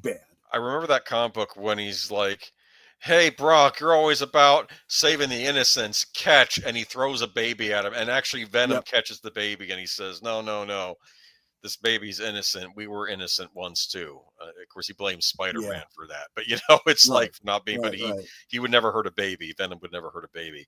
And what I thought's interesting. This was a follow-up story that came out later on when Carnage breaks out, and he breaks out other supervillains, and this becomes a task that is beyond Spider-Man's ability to handle on his own. This game starts out with a comic book panel, and Spider-Man's almost having an existential crisis. He's like, I feel like I'm destined to keep fighting the same villains over and over again. Like nothing's getting solved, nothing's getting fixed. And of course, then this happens. And eventually he has to team up with other superheroes like Cloak and Dagger, Black Cat. He teams up with Venom himself. He has to get Venom involved. Morbius, the living vampire, joins in, and I believe Deathlock. And then even Captain America shows up to help out at the end. And this was a comic book series, right? Where it all happened, and it was just, absolutely. It was in the Spider-Man series. Yeah, exactly. Yeah, this might have been before the next thing we're talking about. Yeah. Real quick, I want to say hi to Raquel. Welcome, and of course, Logical Spark. Good to see you, my friends. But I'm going too far. But great use of comic panels. Beat 'em up gameplay is good enough. A little tough though. You really got to learn how to exploit because you can find extra lives, and you get bonus attacks from the heroes that are helping you out. So if you need help from Cloak and Dagger, you can gather a token and use it at the right opportunity, and then they come in and sweep and kill all the bad guys. Oh, nice. I remember though, there's a cutscene where Spider-Man gets thrown off the building, and he says, "Oh no, Carnage and Streak are on a tear if ambitious punks don't finish me off first." And you see these regular street criminals say, and one of them says, "You've got to be kidding me. Like, hey, look, Spider-Man's down for the count. We can take him out finally." It's good little video game came in a red cartridge for the Super Nintendo too. And a great red for Carnage. That makes sense. Yeah. And they usually were gray cartridges, but this one was red. And great soundtrack by Green Jello and Green Jelly, I should say. Cool. But worth checking out. Also released on the Sega Genesis, and the Genesis port isn't too bad either. I think the Super Nintendo is a little better, though. I think it does the guitar riffs better on Super Nintendo, but both are worth checking out. Here we go. Clone Saga, yeah. You're not drunk enough to talk about this, are you? No. Although I am broken, Netter. Do you think the stuff is cold by now? Hold on, I'm in the middle of something. Okay, no worries. The Clone Saga from 94 to 90. Yeah, the fact that it went on for 2 years was bad. They said it went on too long, and it divided the fan base. It pissed the fan base off big time. And I don't think there was anybody who actually liked this storyline. So I swear this was Ryan Johnson level subverting expectations. Okay. You'd had Mary Jane and Peter married for some years now. They had a good relationship, right? They had their struggles because, you would expect being Spider-Man and whatnot. But then things got real bad, and Peter beats the crap out of Mary Jane. What? And and it's like, what the hell? They turned Peter Parker into a friggin' wife beater.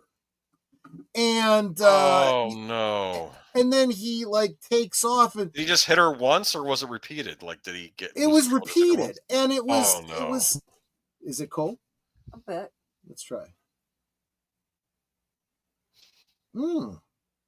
Yeah, you're right. That is good. Yeah, it tastes. Did you try it? Oh, I've had peppermint schnapps cold. Oh, peppermint schnapps cold, I would imagine, would just clear out your sinuses. Yeah, when it's cold, it tastes so much better. Okay. Warm, it's kind of like you're a wino. Okay, well, from now on, You know, it's cheap booze in an alley. This way, cheap booze but cold. it's cheap booze cold, but it tastes better. It does. It is good. It's kind of fancy. Good call on that. Yeah, next time I'll remember that. But yeah, so the whole thing was, and a lot of people were pissed. It's like, okay, Peter Parker is not a wife beater, okay? No. So the whole, and again, you're right, it took way too long to get the final reveal that there's actually another Spider-Man, and it turns out that the one that beat up Mary Jane was somebody named Ben Reilly. He was a clone of Peter's that was trying to take over his life or whatever. Where was Peter? No. He was going by the name Peter, but he wasn't the original Peter. Later on, he ends up taking the name Ben Reilly so that he had his own identity. But it was a poorly thought out story arc. I don't even remember all the fine points of it. It was really stupid. It's like making honestly, Captain America part of Hydra, and then he's a clone at the end, like they did in This was literally, yeah, exactly. This was literally where I stopped reading Spider-Man comics. This was when I walked away completely. And I've never bought another Marvel comic since then. Seriously. Yeah.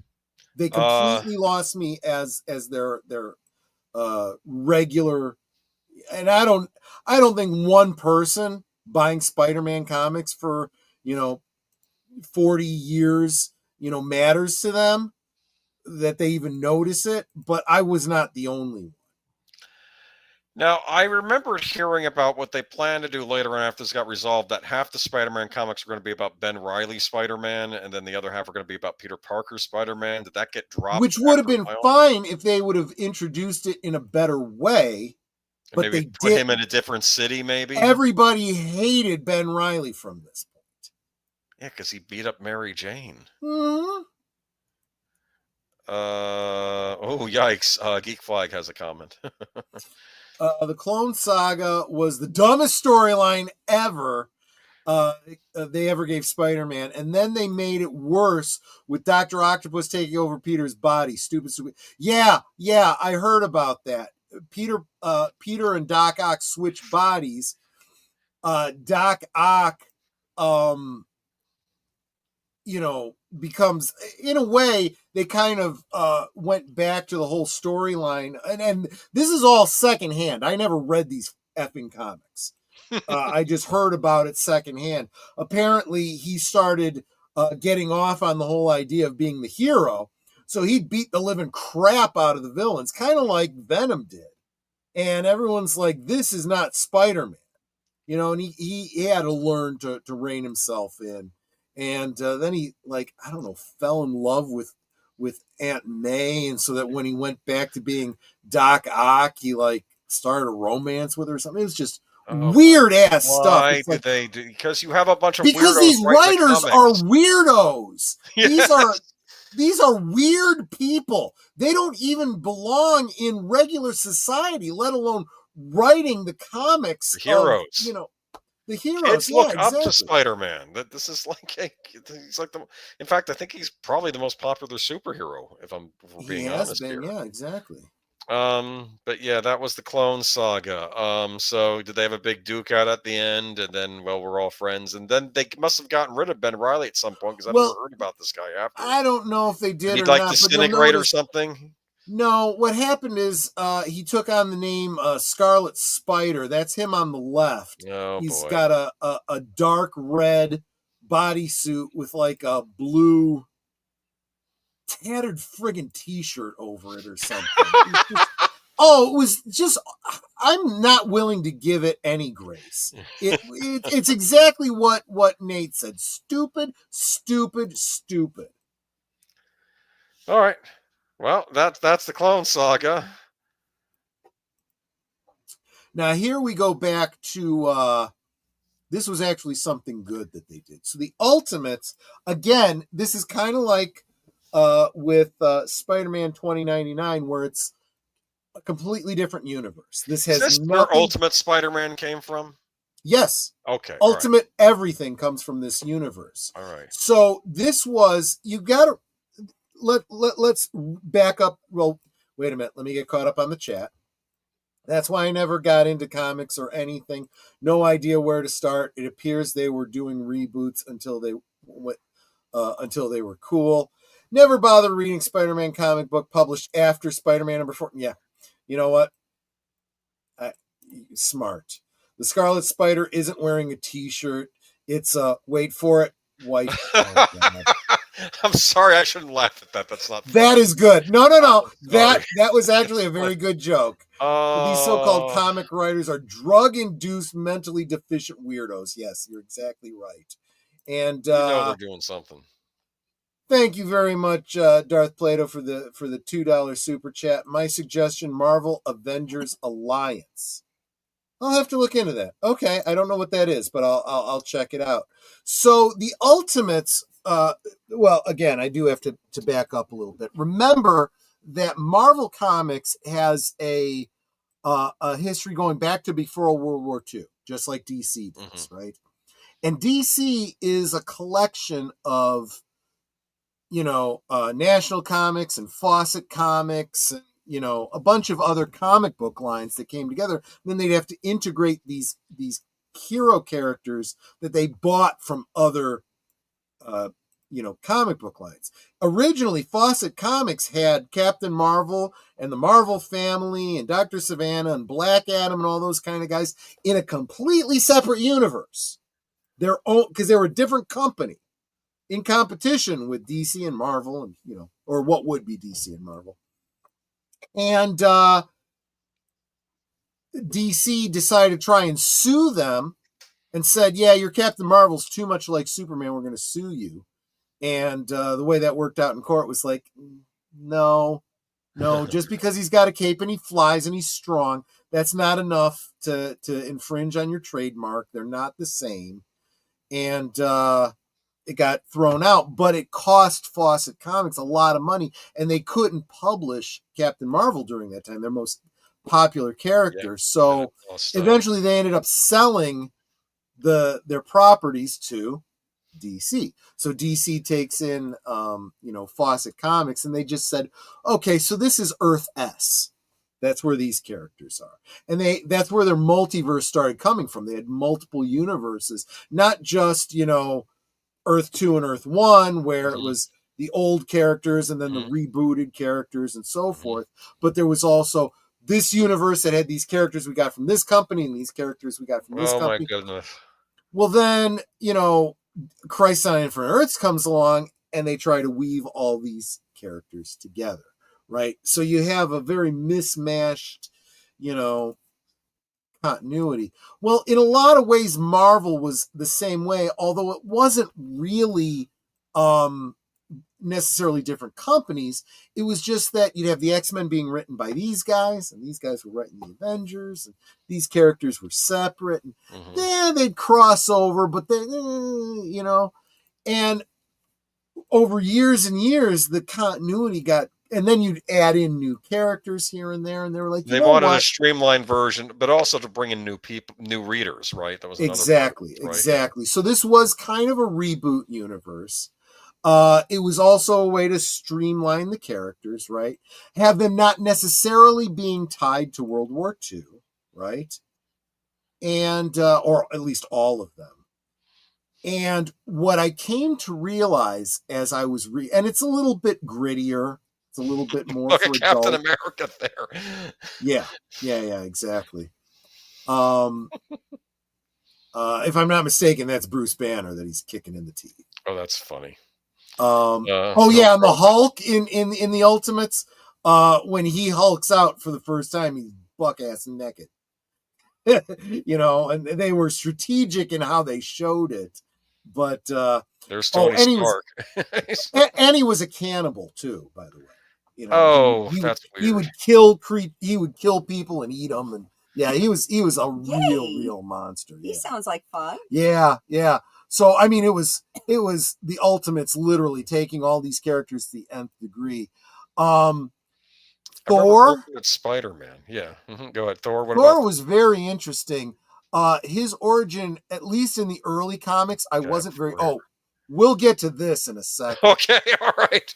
Go But with Thor. Thor, it wasn't entirely clear. He said that he was, god of thunder from Norse mythology and whatnot, but nobody believed him. They said that he got his power from this hammer that incorporated this alien technology, and he was just a drunken loser. Really? Because I thought he was a mechanic working in a garage, like in Adventures in Babysitting. They should have done that. That should have been so. So at least in the beginning, it wasn't clear what his origin was. Yeah, you're just some guy named Donald Blake. You're not a god of thunder. Blah blah blah, and this and that. They had, of course, Henry Pym and the Ant-Man and the Giant Man, and of course, there you go, Henry Pym and his what's her name, Van Dyne and whatnot. Very abusive relationship. Yeah, he's literally spraying her with bug killer. This was jerk. Yeah, very dysfunctional relationship. Yeah. Yeah. Was he snorting snow on the side too in scenes? And he's like, I wouldn't be surprised. I don't remember the fine details again. But look, what I'm getting at with this and why this was so good. Do you by any chance have in your pictures here? Do you have one of Nick Fury? No, I just picked ones from the actual comic that was called The Ultimates. Okay, so maybe there was a Nick Fury. Is Nick Fury in there? So when Nick Fury was introduced in The Ultimates, he was a black guy who was bald and had an eye patch, and he looked just like Samuel L. Jackson. This was before they did yes, it was. Okay, so this was sort of a pre-planning. And all right, everybody recognized that it was motherfucking Samuel L. Jackson, right? And the story goes that Sam Jackson is a comic book fan. He read these comics and he saw that. And he got in touch with Marvel Comics and says, that Nick Fury in your comic there looks pretty damn familiar to me. And they're like, don't worry. I ain't gonna sue you or nothing. All I ask is that if you ever turn this into a movie, I get to play Nick Fury. That's the story he tells. Whether or not that's true, I have no idea. But that's the story he tells. And there are a lot of story points that come from this Ultimates storyline that were used in the Marvel Cinematic Universe. I believe that this was the prototype for their movie universe. They were planning it out, and this was the prototype. Okay. Interesting. I do know that they did say they killed characters. I remember the Peter Parker in this universe got killed off to be replaced with Miles Morales, right? Yes. And yes, that was something that happened here. And which was, again, this was one of those, this is a completely different universe, right? So they kill off Peter Parker, replace him with Miles Morales. This is the Ultimates universe. Right. I look at this as no harm, no foul. Right, because it's another universe. For Peter Parker continues unabated in the mainline storyline. Right. But they purposely spun it like they were killing off Peter Parker out of Marvel Comics and replacing him with a black kid. They did it intentionally for clout, to start a hoopla. Yeah. Whereas the people that were actually reading these comics are like, this is not a problem. This is not and honestly, the way they wrote the story was a good story. It was a good death. It was a good handoff of the mantle. All right. And they did it without having to do, but then then they started doing stupid stuff, and they brought Miles Morales into the mainline storyline from this universe. And it makes no sense whatsoever. And it's like, you people are just you lost the plot. You guys are idiots. They always lose the plot. That's the problem, and they've lost the plot in the movies currently right now too. It seems, but because Nick Fury is one bad mother. Shut your mouth. That's I'm right. just talking about Nick Fury. But this was Ultimates, and I just noticed that this seemed a little edgier than the Marvel comics. It was very edgy. It was very effed up. It was very, very effed up. I imagine Tony Stark wasn't changed, though. He's probably just the same Tony Stark in both universes. Yeah, and they did not shy away from the drunkenness. He was a drunk. He's getting liquored up while he has the suit on, I'm sure, too. Yep. Yep. Okay. Hulk 2003. Are we done with the Ultimates? Anything else to say about that? Mm-hmm. This is the Ang Lee Hulk movie. Yes, which technically predates the Incredible Hulk.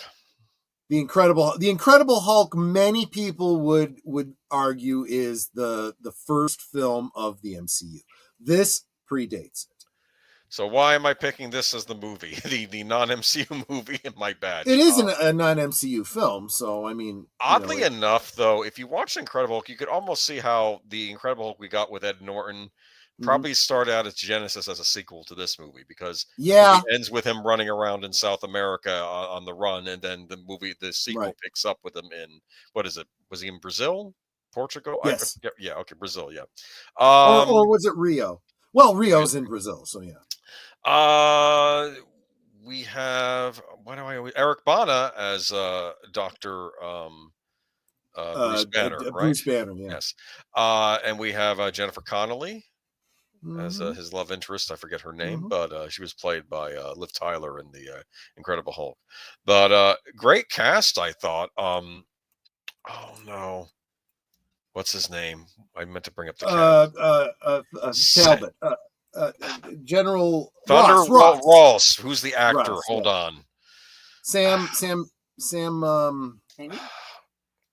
Hulk. No, not Sam Raimi. That's not Sam Raimi. Not even close. Funny. That would have been. Oh no, I've seen Sam Raimi show up in movies, and he's not a bad actor. I'm not picking. No.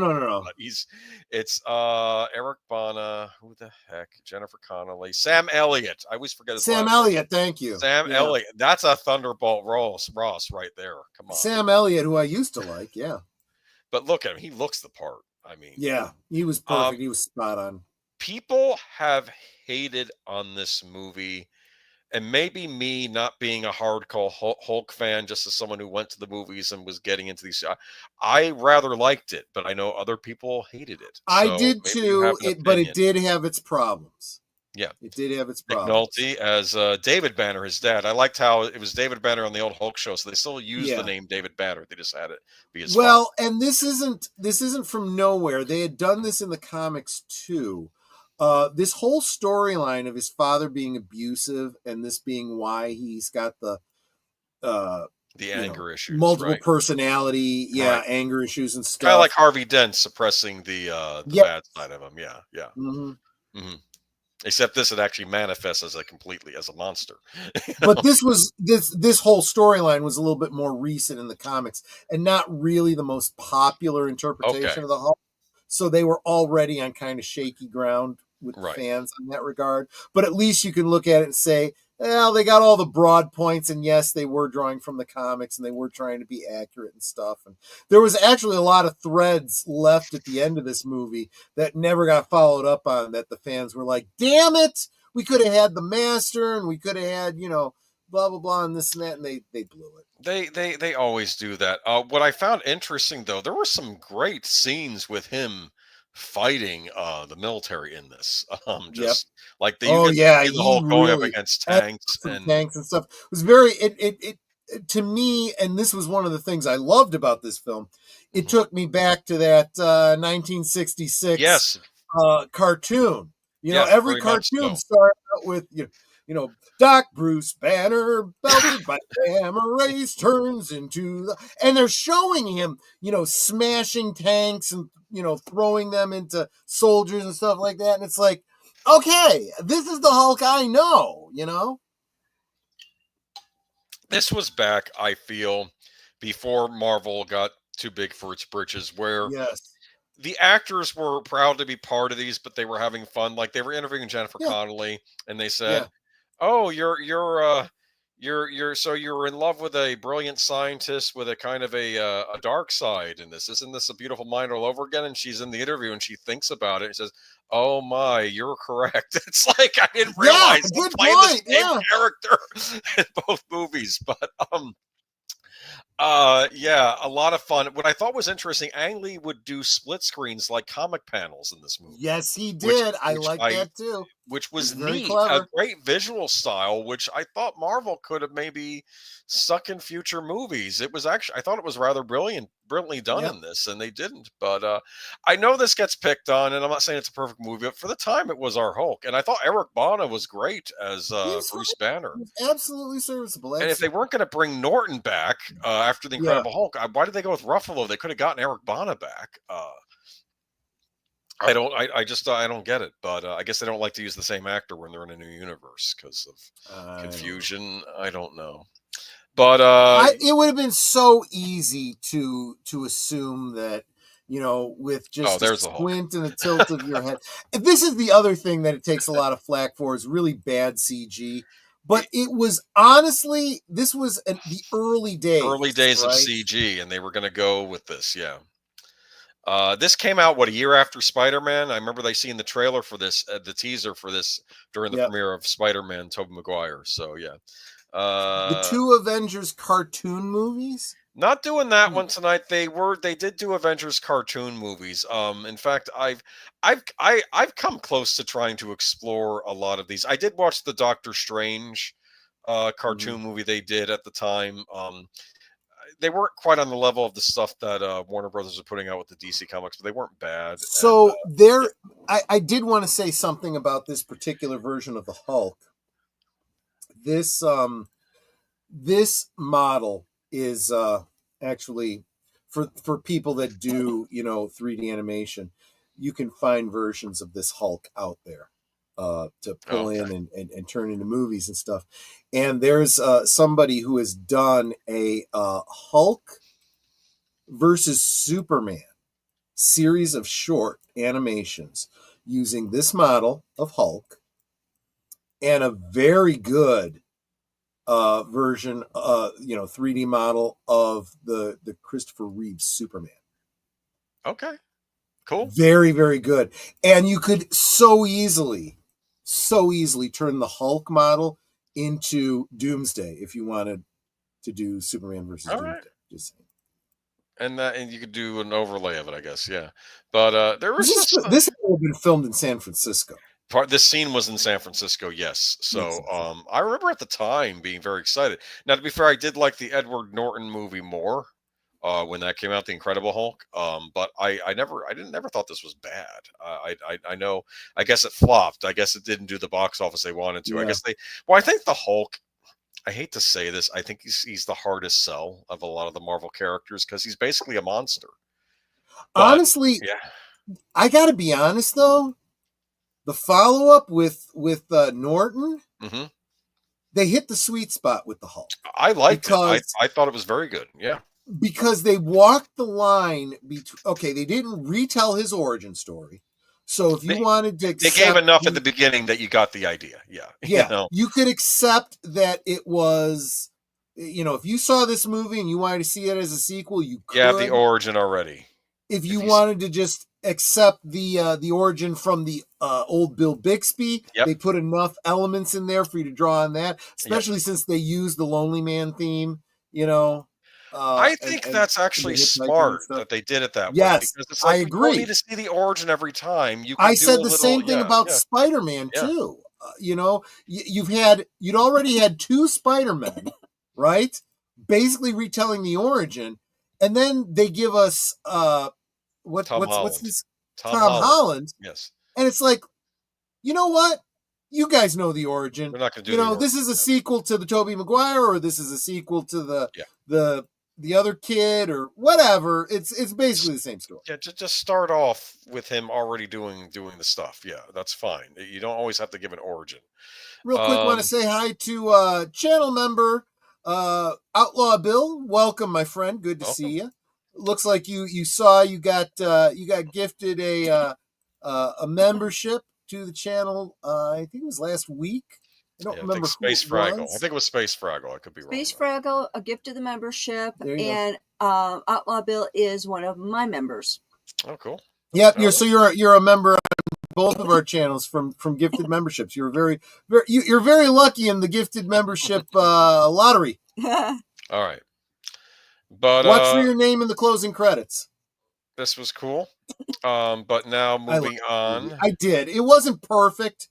I actually liked the next one better, but I don't hate on this movie. No, and those comic panel, that was really neat. And I think it wasn't Josh Lucas in this as kind of a sleazy billionaire type that's trying to get and I liked how he basically gets killed, because I think he tries blowing up Bruce, the Hulk, but he can't destroy him with the bomb, and the bomb reflects back on him and kills him. And you just see it freeze frame as it explodes behind him, and he got blown up and disintegrated. But they don't even have to show it. You just get that impression, and like a comic panel, and I thought that was brilliant. Comic books again.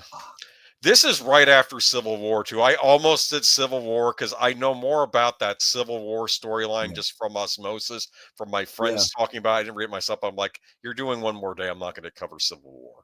But we do need to at least touch on Civil War. Okay. And those of you that are fans of the MCU, some of these elements actually do get, and this is one of the biggest problems with the current MCU. Yes, they're drawing on the comics, but they're drawing from the comics, the later comics that everybody hated. Yes. That's not a good marketing tactic. So in Civil War, and if you've never read the comics, you can think about the movies, right? There was a superhero-related government mandate that divided the heroes. In the comics, it was not the Sokovia Accords, but it was very, very similar.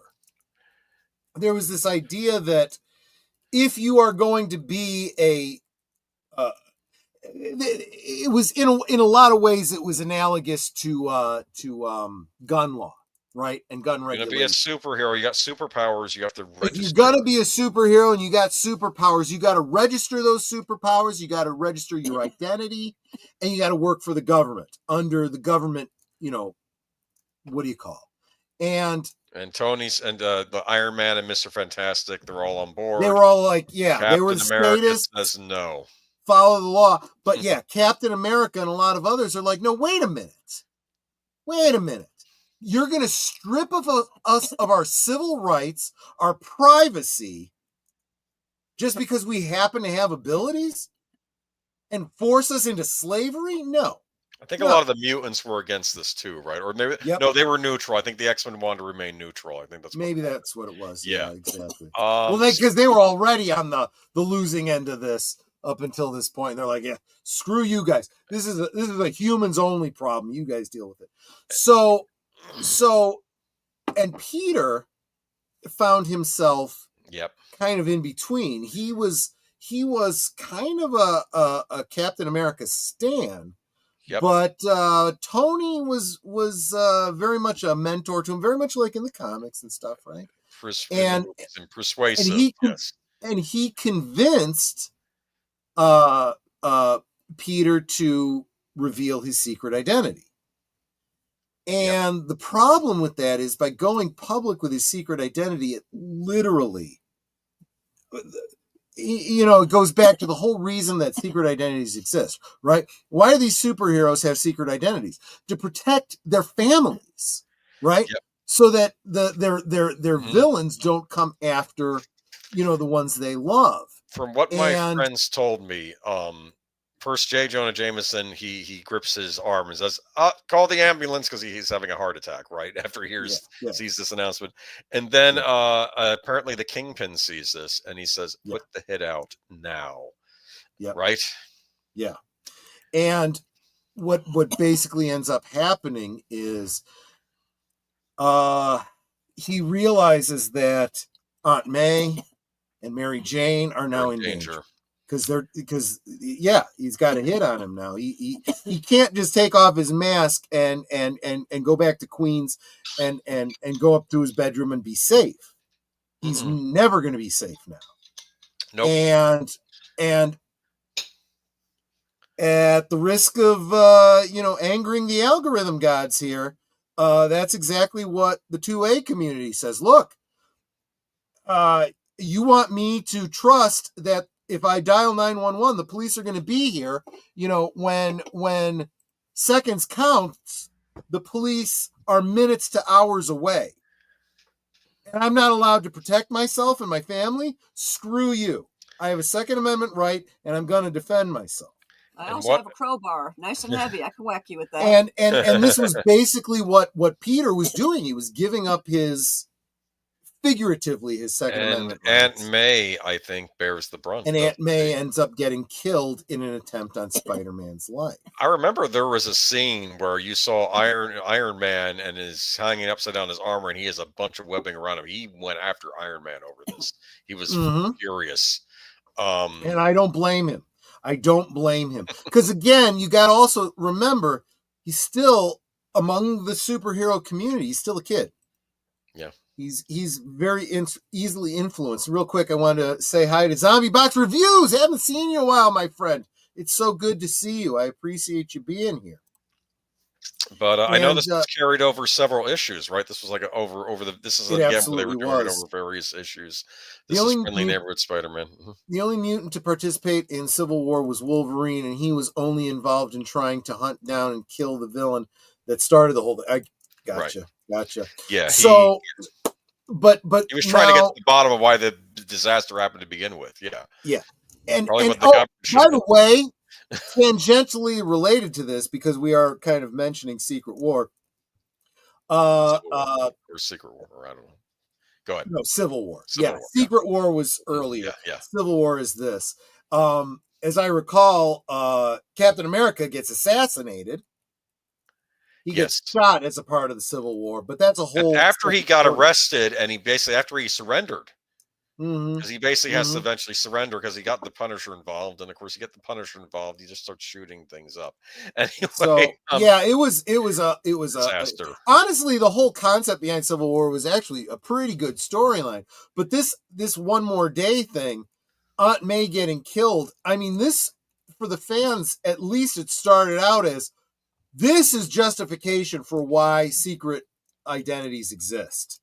This was everything that everybody ever said about secret identities. Now, they touched on this storyline kind of in a very soft way with what was it called? Scarlet Witch and the Multiverse of Madness. Basically they did the whole same thing with Peter Parker wanting you mean with the No Way Home, Spider-Man No Way Home. Oh yeah, No Way Home, whatever it was, the multiverse bullshit that it all became that's where it started, really. I think it was all a big mess. And but yeah, this whole thing where he goes to Doctor Strange and says, can you change everybody's memory to forget that I was Peter Parker and whatnot. That's One More Day light version of what actually happens, because in the comics it wasn't Doctor Strange that he goes to. It's Mephisto. It's basically the friggin' devil. It's the devil. Is this the same one Ghost Rider made the deal with? Or I don't know. I don't know. I don't know enough about that character. Right, but anyway, this is basically the devil of he makes a deal with the devil. Yeah. Right? And he alters history so that Aunt May doesn't die. But in order to do that, he's got to give up his relationship with Mary Jane.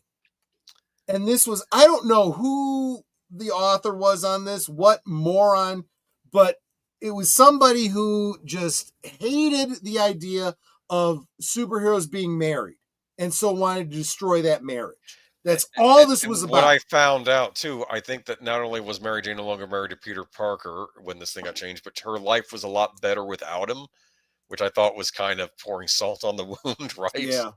Yeah. And it's like, Honestly, if I hadn't already left the comics, this would have done it for me. I would have been, no, screw it. But I left over, Peter Parker as a white beater, and then never came back. And when I heard about this, I'm like, I glad I saved my money. F these effers. oh, look at this. It says it wasn't the writer who wanted it. It was the editor who was going through a bad divorce at the time. Keep your personal crap. So sick of these idiots using the comic books as their personal work out their own bullshit. It's like, you know what? Go see an analyst, right? And leave the writing to people that aren't insane. Jeez, really? Not just that hating marriage, but hating the idea of Peter married to a supermodel because they think he should always be a loser. I'm sick of this. I'm really, really sick of this. It's like, look, it's not enough for us to make sure that you have your representation so you can see yourself in the stories. But if certain people see themselves in the stories, we got to make them feel like horrible people and losers because, it doesn't apply across the board. Because I'm sorry, these so-called woke people are the worst racists. They really are. Racist, sexists. Well, on that happy note, then we get the MCU a year later with Iron Man premiering. And honestly, the MCU started out great. I'm telling you, they drew from that Ultimates universe, which I loved, right? But they tamped down some of the more egregious stuff. They didn't turn, Henry Pym into a masochistic wife beater and stuff, and the Hulk wasn't a murderer, and all this kind of. It was more than he was a murderer. He in the comics he goes after. What was the girl's name again? Liv Tyler's character. Hold on, I can find out. Jennifer Connelly is Betty Ross.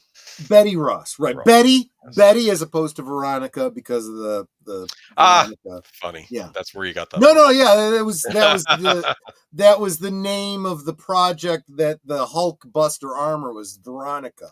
Oh, that's is the funny. opposite of Betty. That's so funny. Betty Ross. Yeah. So in the comics, Bruce gets jealous that Betty's going out with some other guy. He hulks out, and he goes to where she's having dinner with this boyfriend, tries to kill the boyfriend, and it's very clear that he intends to do something that rhymes with the fruit they make wine out of. To Betty. Yes. And he probably would have killed her doing it. It was, again, these were very mature storylines. Yeah, that wasn't the case with the MCU, thank goodness. Yes. Well, who knows? Maybe someday. But what did they do? They kept the Samuel L. Jackson as Nick Fury. So that brings us to an end. Enough said. I like now. That. We are not saying there weren't other important moments, good and bad, before the MCU. These are just the ones that Troy and I came up with. For instance, I didn't even do any of the Tobey Maguire Spider-Man movies, which I thought about, but I said, no, I'm doing Ang Lee Hulk, because nobody ever talks about Ang Lee Hulk, and I already did. We could have gotten even farther into the into those 70s movies, because we could have talked about the Hulk potential spin-offs with Thor and Daredevil and so forth. You should do those as Monday night things someday. I could, maybe. You could even do the Hulk pilot movie, because that was a movie originally, the original Incredible Hulk pilot. If I'm going to do that, I'm going to do the the Hulk movie, the pilot. Yeah. And then I'll do the marriage of the Incredible Hulk. There you go. Who do you marry? Marriott Hartley. Oh, okay. So, just like Eric, Ed Norton's, Banner, who's, trying to practice meditation and everything, trying to, Yes. find his Zen, not to. Which is smart, actually. Yeah. Bill Bixby goes and he finds somebody who's a psychiatrist who does like hypnosis and stuff like that, to ask her to help him with, treat it like a psychological problem. And at first she doesn't want to help him. She says she's retired. She's not interested. And she doesn't even believe him, about, him being the Hulk, until she actually sees it. She sees him turn and become the Hulk. And she's like, okay, I'll try to help you. But we have to, she's earnest, like it needs to be done fast. The reason it needs to be done fast is because she's dying of cancer. And and of course they fall in love and they end up getting married, and he thinks that he might be able to help her, like with the mutagenic properties of his own blood and stuff like that. And when it looks like, well, I'm not going to ruin the ending because I may end up doing this as a Monday night thing, but it was another 2-parter, like feature length type. That might be some for Valentine's Day, maybe. It's tragic though. It's no, you don't. Okay, you don't want that for Valentine's Day. Okay. No. It's rough, and well, let's face it. How they have to end it with dun dun dun dun and him hitchhiking away, right? So of course. So that she doesn't. I mean, it's not a big spoiler, right? But Samuel Proctor, I'm sorry I didn't say hi to you sooner. Yes, Abomination.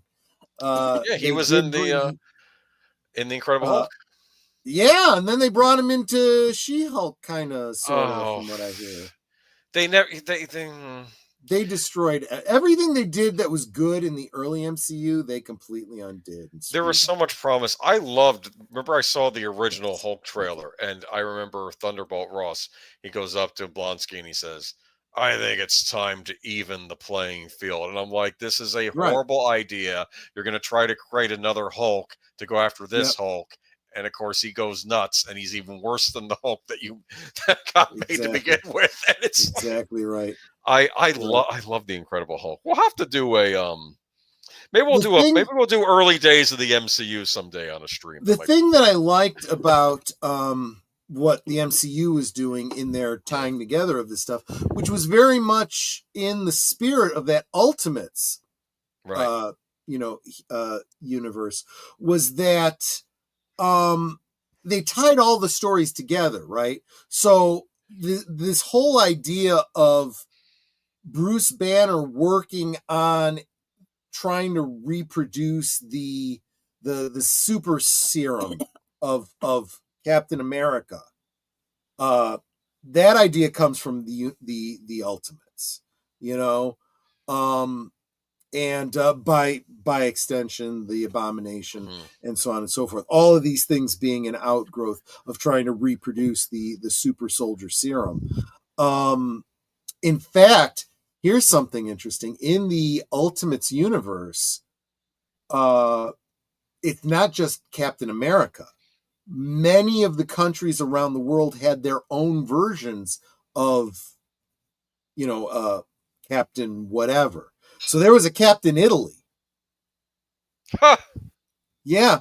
And he had like augmented strength, and he had like this, I picture, if you've ever seen the Metatron, he's got the long black hair. He looked like that, but like super buff, and he ate fine food.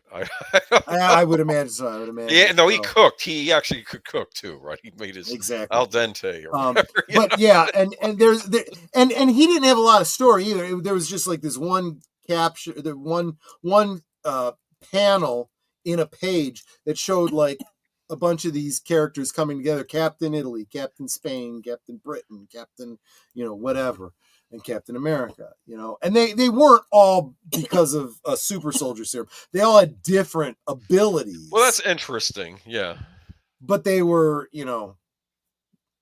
and sometimes they were less superheroes than they were, mascots of the country or whatever. But, in fact, my understanding of the Marvel Universe kind of did the same thing with Captain Russia or something like that.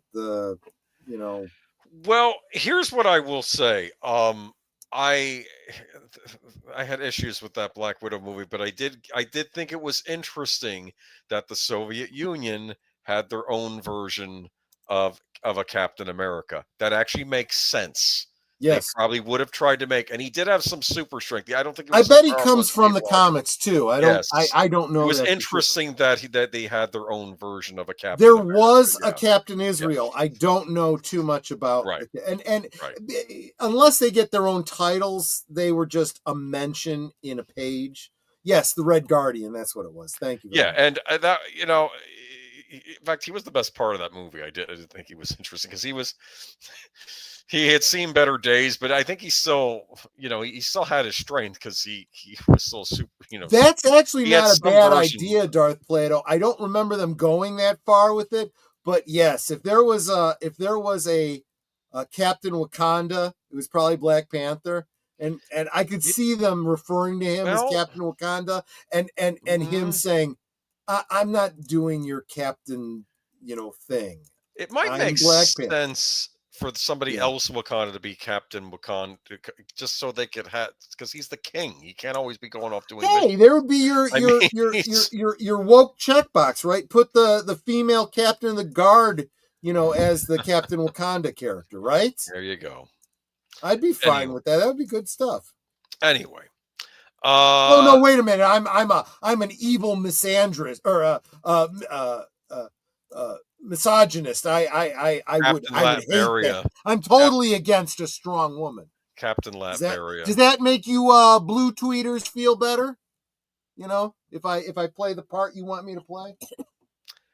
Gambit was pretty cool. Oh yeah, you could play as a big Gambit in that Spider-Man X-Men Arcade's Revenge. I didn't even mention the Sega Genesis X-Men games that were very popular. But well. Yeah. All right, but it's a lot to talk about. But I think we're done. Yeah. Well, I guess I am a colonist, right? But we earned our independence twice. Well, we revolted against the colonists, if you think about it. I mean, if we're being honest. We told that British king where he could go. Yes. All right. But anyway, so tomorrow night, I hope you tune into Netter's Network. What are we watching on your channel tomorrow night at Netter of Netter's Network? E.T. Phone Home. Oh, yes, absolutely. Okay, one of my favorite lines from that movie is, "Hey, is he from Uranus? You get it? Uranus." He doesn't get it, and it just reminds me how teens in the 80s were brutal. They were just mean. They were just, exactly. I haven't seen E.T. in a lot of years. I'm looking forward to There's that. a D&D game in E.T. at the beginning. They're playing That's D&D. right. That's right. That's right. Well, that's also why there's a lot of references to E.T. in Stranger Things. Yes. Yeah.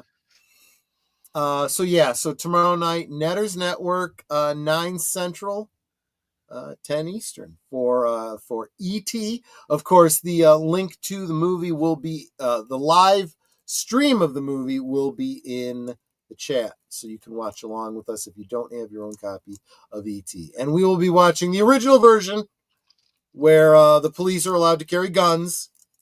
Just saying. I will give Steven Spielberg credit. He did later on say that special edition was a mistake. He did say that. And he made both versions available. He always did. He always said when it came out in the home video, he said the DVD, no, I don't care what version they're buying, they get the original and the special edition. Yep. I wish other creators would think to do that, but let's not even go there. I have a theory about George Lucas.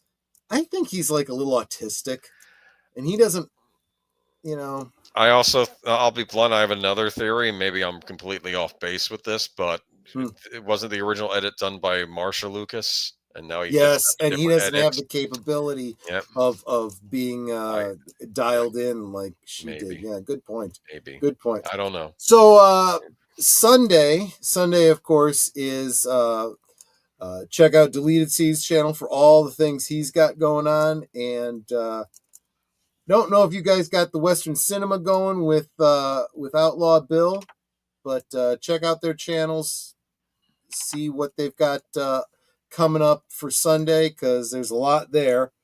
But then at 8 Central, 9 Eastern, what are we doing, Age of Boomer? We're doing Geeky Geezers. We have quite a few stories to talk about. A certain launch of the Microsoft Flight Simulator that didn't launch. Oh, that's funny because of airplanes, jets didn't launch. I get it. I get it. I see what you did. Bad launch. That's funny. Other things going on this week.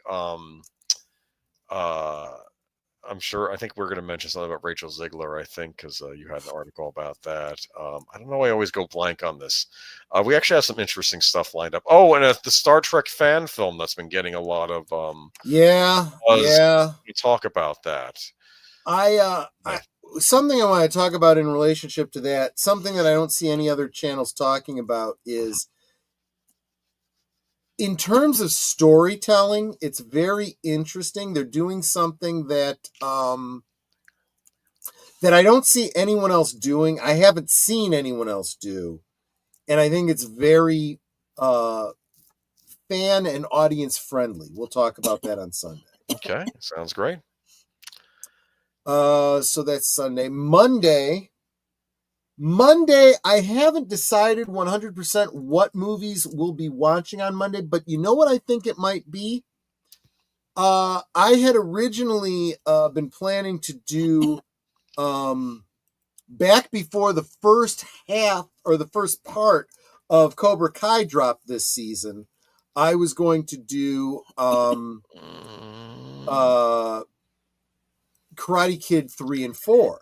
And I was unable to for technical reasons. Okay. Maybe I will do those on Monday.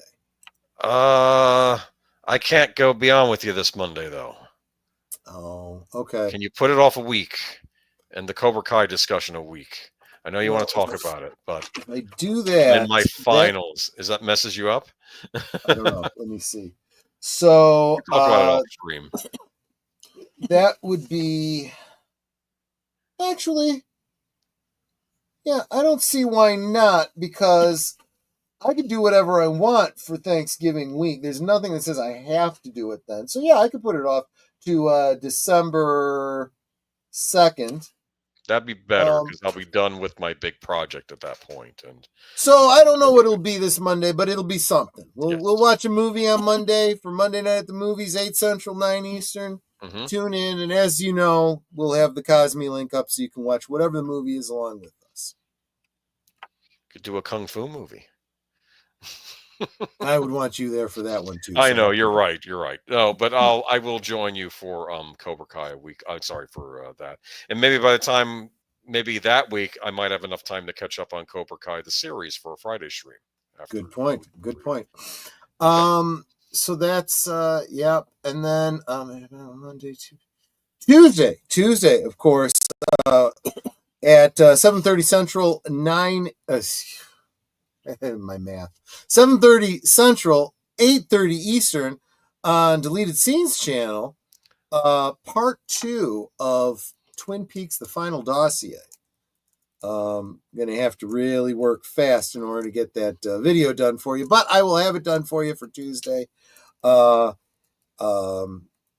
to find out what happened to Wyndham Earl and a number of other characters. So that's Tuesday. I thought we already knew what happened to Wyndham Earl.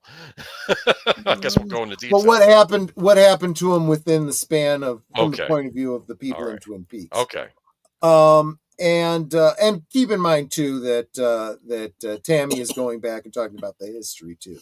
So what happened before the series too. So and then that'll be followed immediately after by Blake 7 at 9:30 Central, 10 Eastern on my channel. I want to say this episode is called Bounty. Not 100% certain. I don't remember. But yeah, if you join us for Twin Peaks, you'll be auto-dramatically forwarded to the Blake 7 stream. That's on Tuesday. Wednesday, there's usually nothing going on. I try to have a D&D game on that day. That brings us to Thursday. Netter, what's going on? Oh, I know what's going on next Thursday. Turkey Day! Thursday is Turkey Day. Thanksgiving. So Netter and I will, of course, be celebrating Thanksgiving. And the way we'll be celebrating Thanksgiving, we will be hosting movies literally all day. All day. From about 9 a.m. Central Time on till maybe about 11:30-ish midnight that night. Yep. So I'll have to get those movies together and get them up. And this is going to be a really, really busy week for me. So yay. But there we go. So Thursday. Wednesday. I forgot to say I will be on Soundtracks with Birdman's channel too. I forgot to mention that. There you go. Soundtracks with Birdman. What you guys going to be doing? We're just going to be doing the annual Thanksgiving Eve stream that we usually do each year, where I talk about the Black Friday deals. So might be going off. Okay, gotcha. It'll be 8:30 Eastern Standard Time. Yep. Okay. So keep an eye out for that on Soundtracks with Birdman. I'll make a community announcement on my channel too. I'll do that. Yeah. And then Thursday, my channel and Netter's channel, just drop in if you have any time over the holiday. If you're not doing anything else, if you don't, or even, if you're with family and you just want to put on a movie, I will be, putting up Thanksgiving related films all day on Cosme. Just drop in, get that Cosme link, pull up the movie. That's how we do it. So that's Thursday. And that'll bring us around to next Friday, when I don't know what we'll be talking about next Friday, but I'll be drinking, and you guys will be here with me, and we'll have fun one way or the other. I have an idea. Okay. I'll mention it to you after the stream. Okay. That sounds good. Was there anything else you wanted to mention before we end, or? No, just Marvel was a lot of fun back in the day, and I hope it can be fun in the future. Maybe if we just need. Well, you know what? Let's remember the good old days. That's what I always say on Sunday. There you go. So, there you go. Exactly right. And Netter, last words and take us out. Last words. I love you, honey. I love you too, sweetie. Of course, we can talk amongst ourselves, and that's all well good and fun. But it's so much more fun when you guys are joining us in the chat, and you're dropping your comments, questions, trivia, being goofy, whatever it may be. And it doesn't feel like we're separated by miles or continents in some cases. It feels like we're all hanging out in the same room, enjoying each other's company, having a great time. And you guys, you're not just our friends. You are our family. We love you guys, and we appreciate you so very much. You can choose to be anywhere, or make sense of that sentence. But you're here. And that's so encouraging. And not just for us on the panel, but for those of you in the chat as well. You encourage us in so many different ways. You support our channels. And I have to admit that every time I see you guys in the chat, it makes me smile. Because there's my family, Yeah. So thank you for being here. Thank you for the many, many ways that you support us and support our channels. And until next time, good night and God bless. Absolutely. Speaking of supporting the channel, thank you so much, Space Faggle, for the $5 super chat. Thank you, Darth Plato, for the $2 super chat. And thank you, Darth Plato, for the other $2 super chat. Thank you so much, guys. And, of course, to all the channel members who contribute on a monthly basis. You guys are wonderful. You'll be seeing your names coming up as producers in the closing credits. And thank you to every single one of you that came and hung out and, helped the algorithm by hitting that like button, sharing out the stream, contributing to the chat. You guys really are the lifeblood of this thing. You guys say a lot of nice things about me and my show, but really it's you guys that really make it happen. So thank you so much, everyone. Take care, and see you on the next one. Good night, ladies. Good night, sir. Hit it, sweetheart.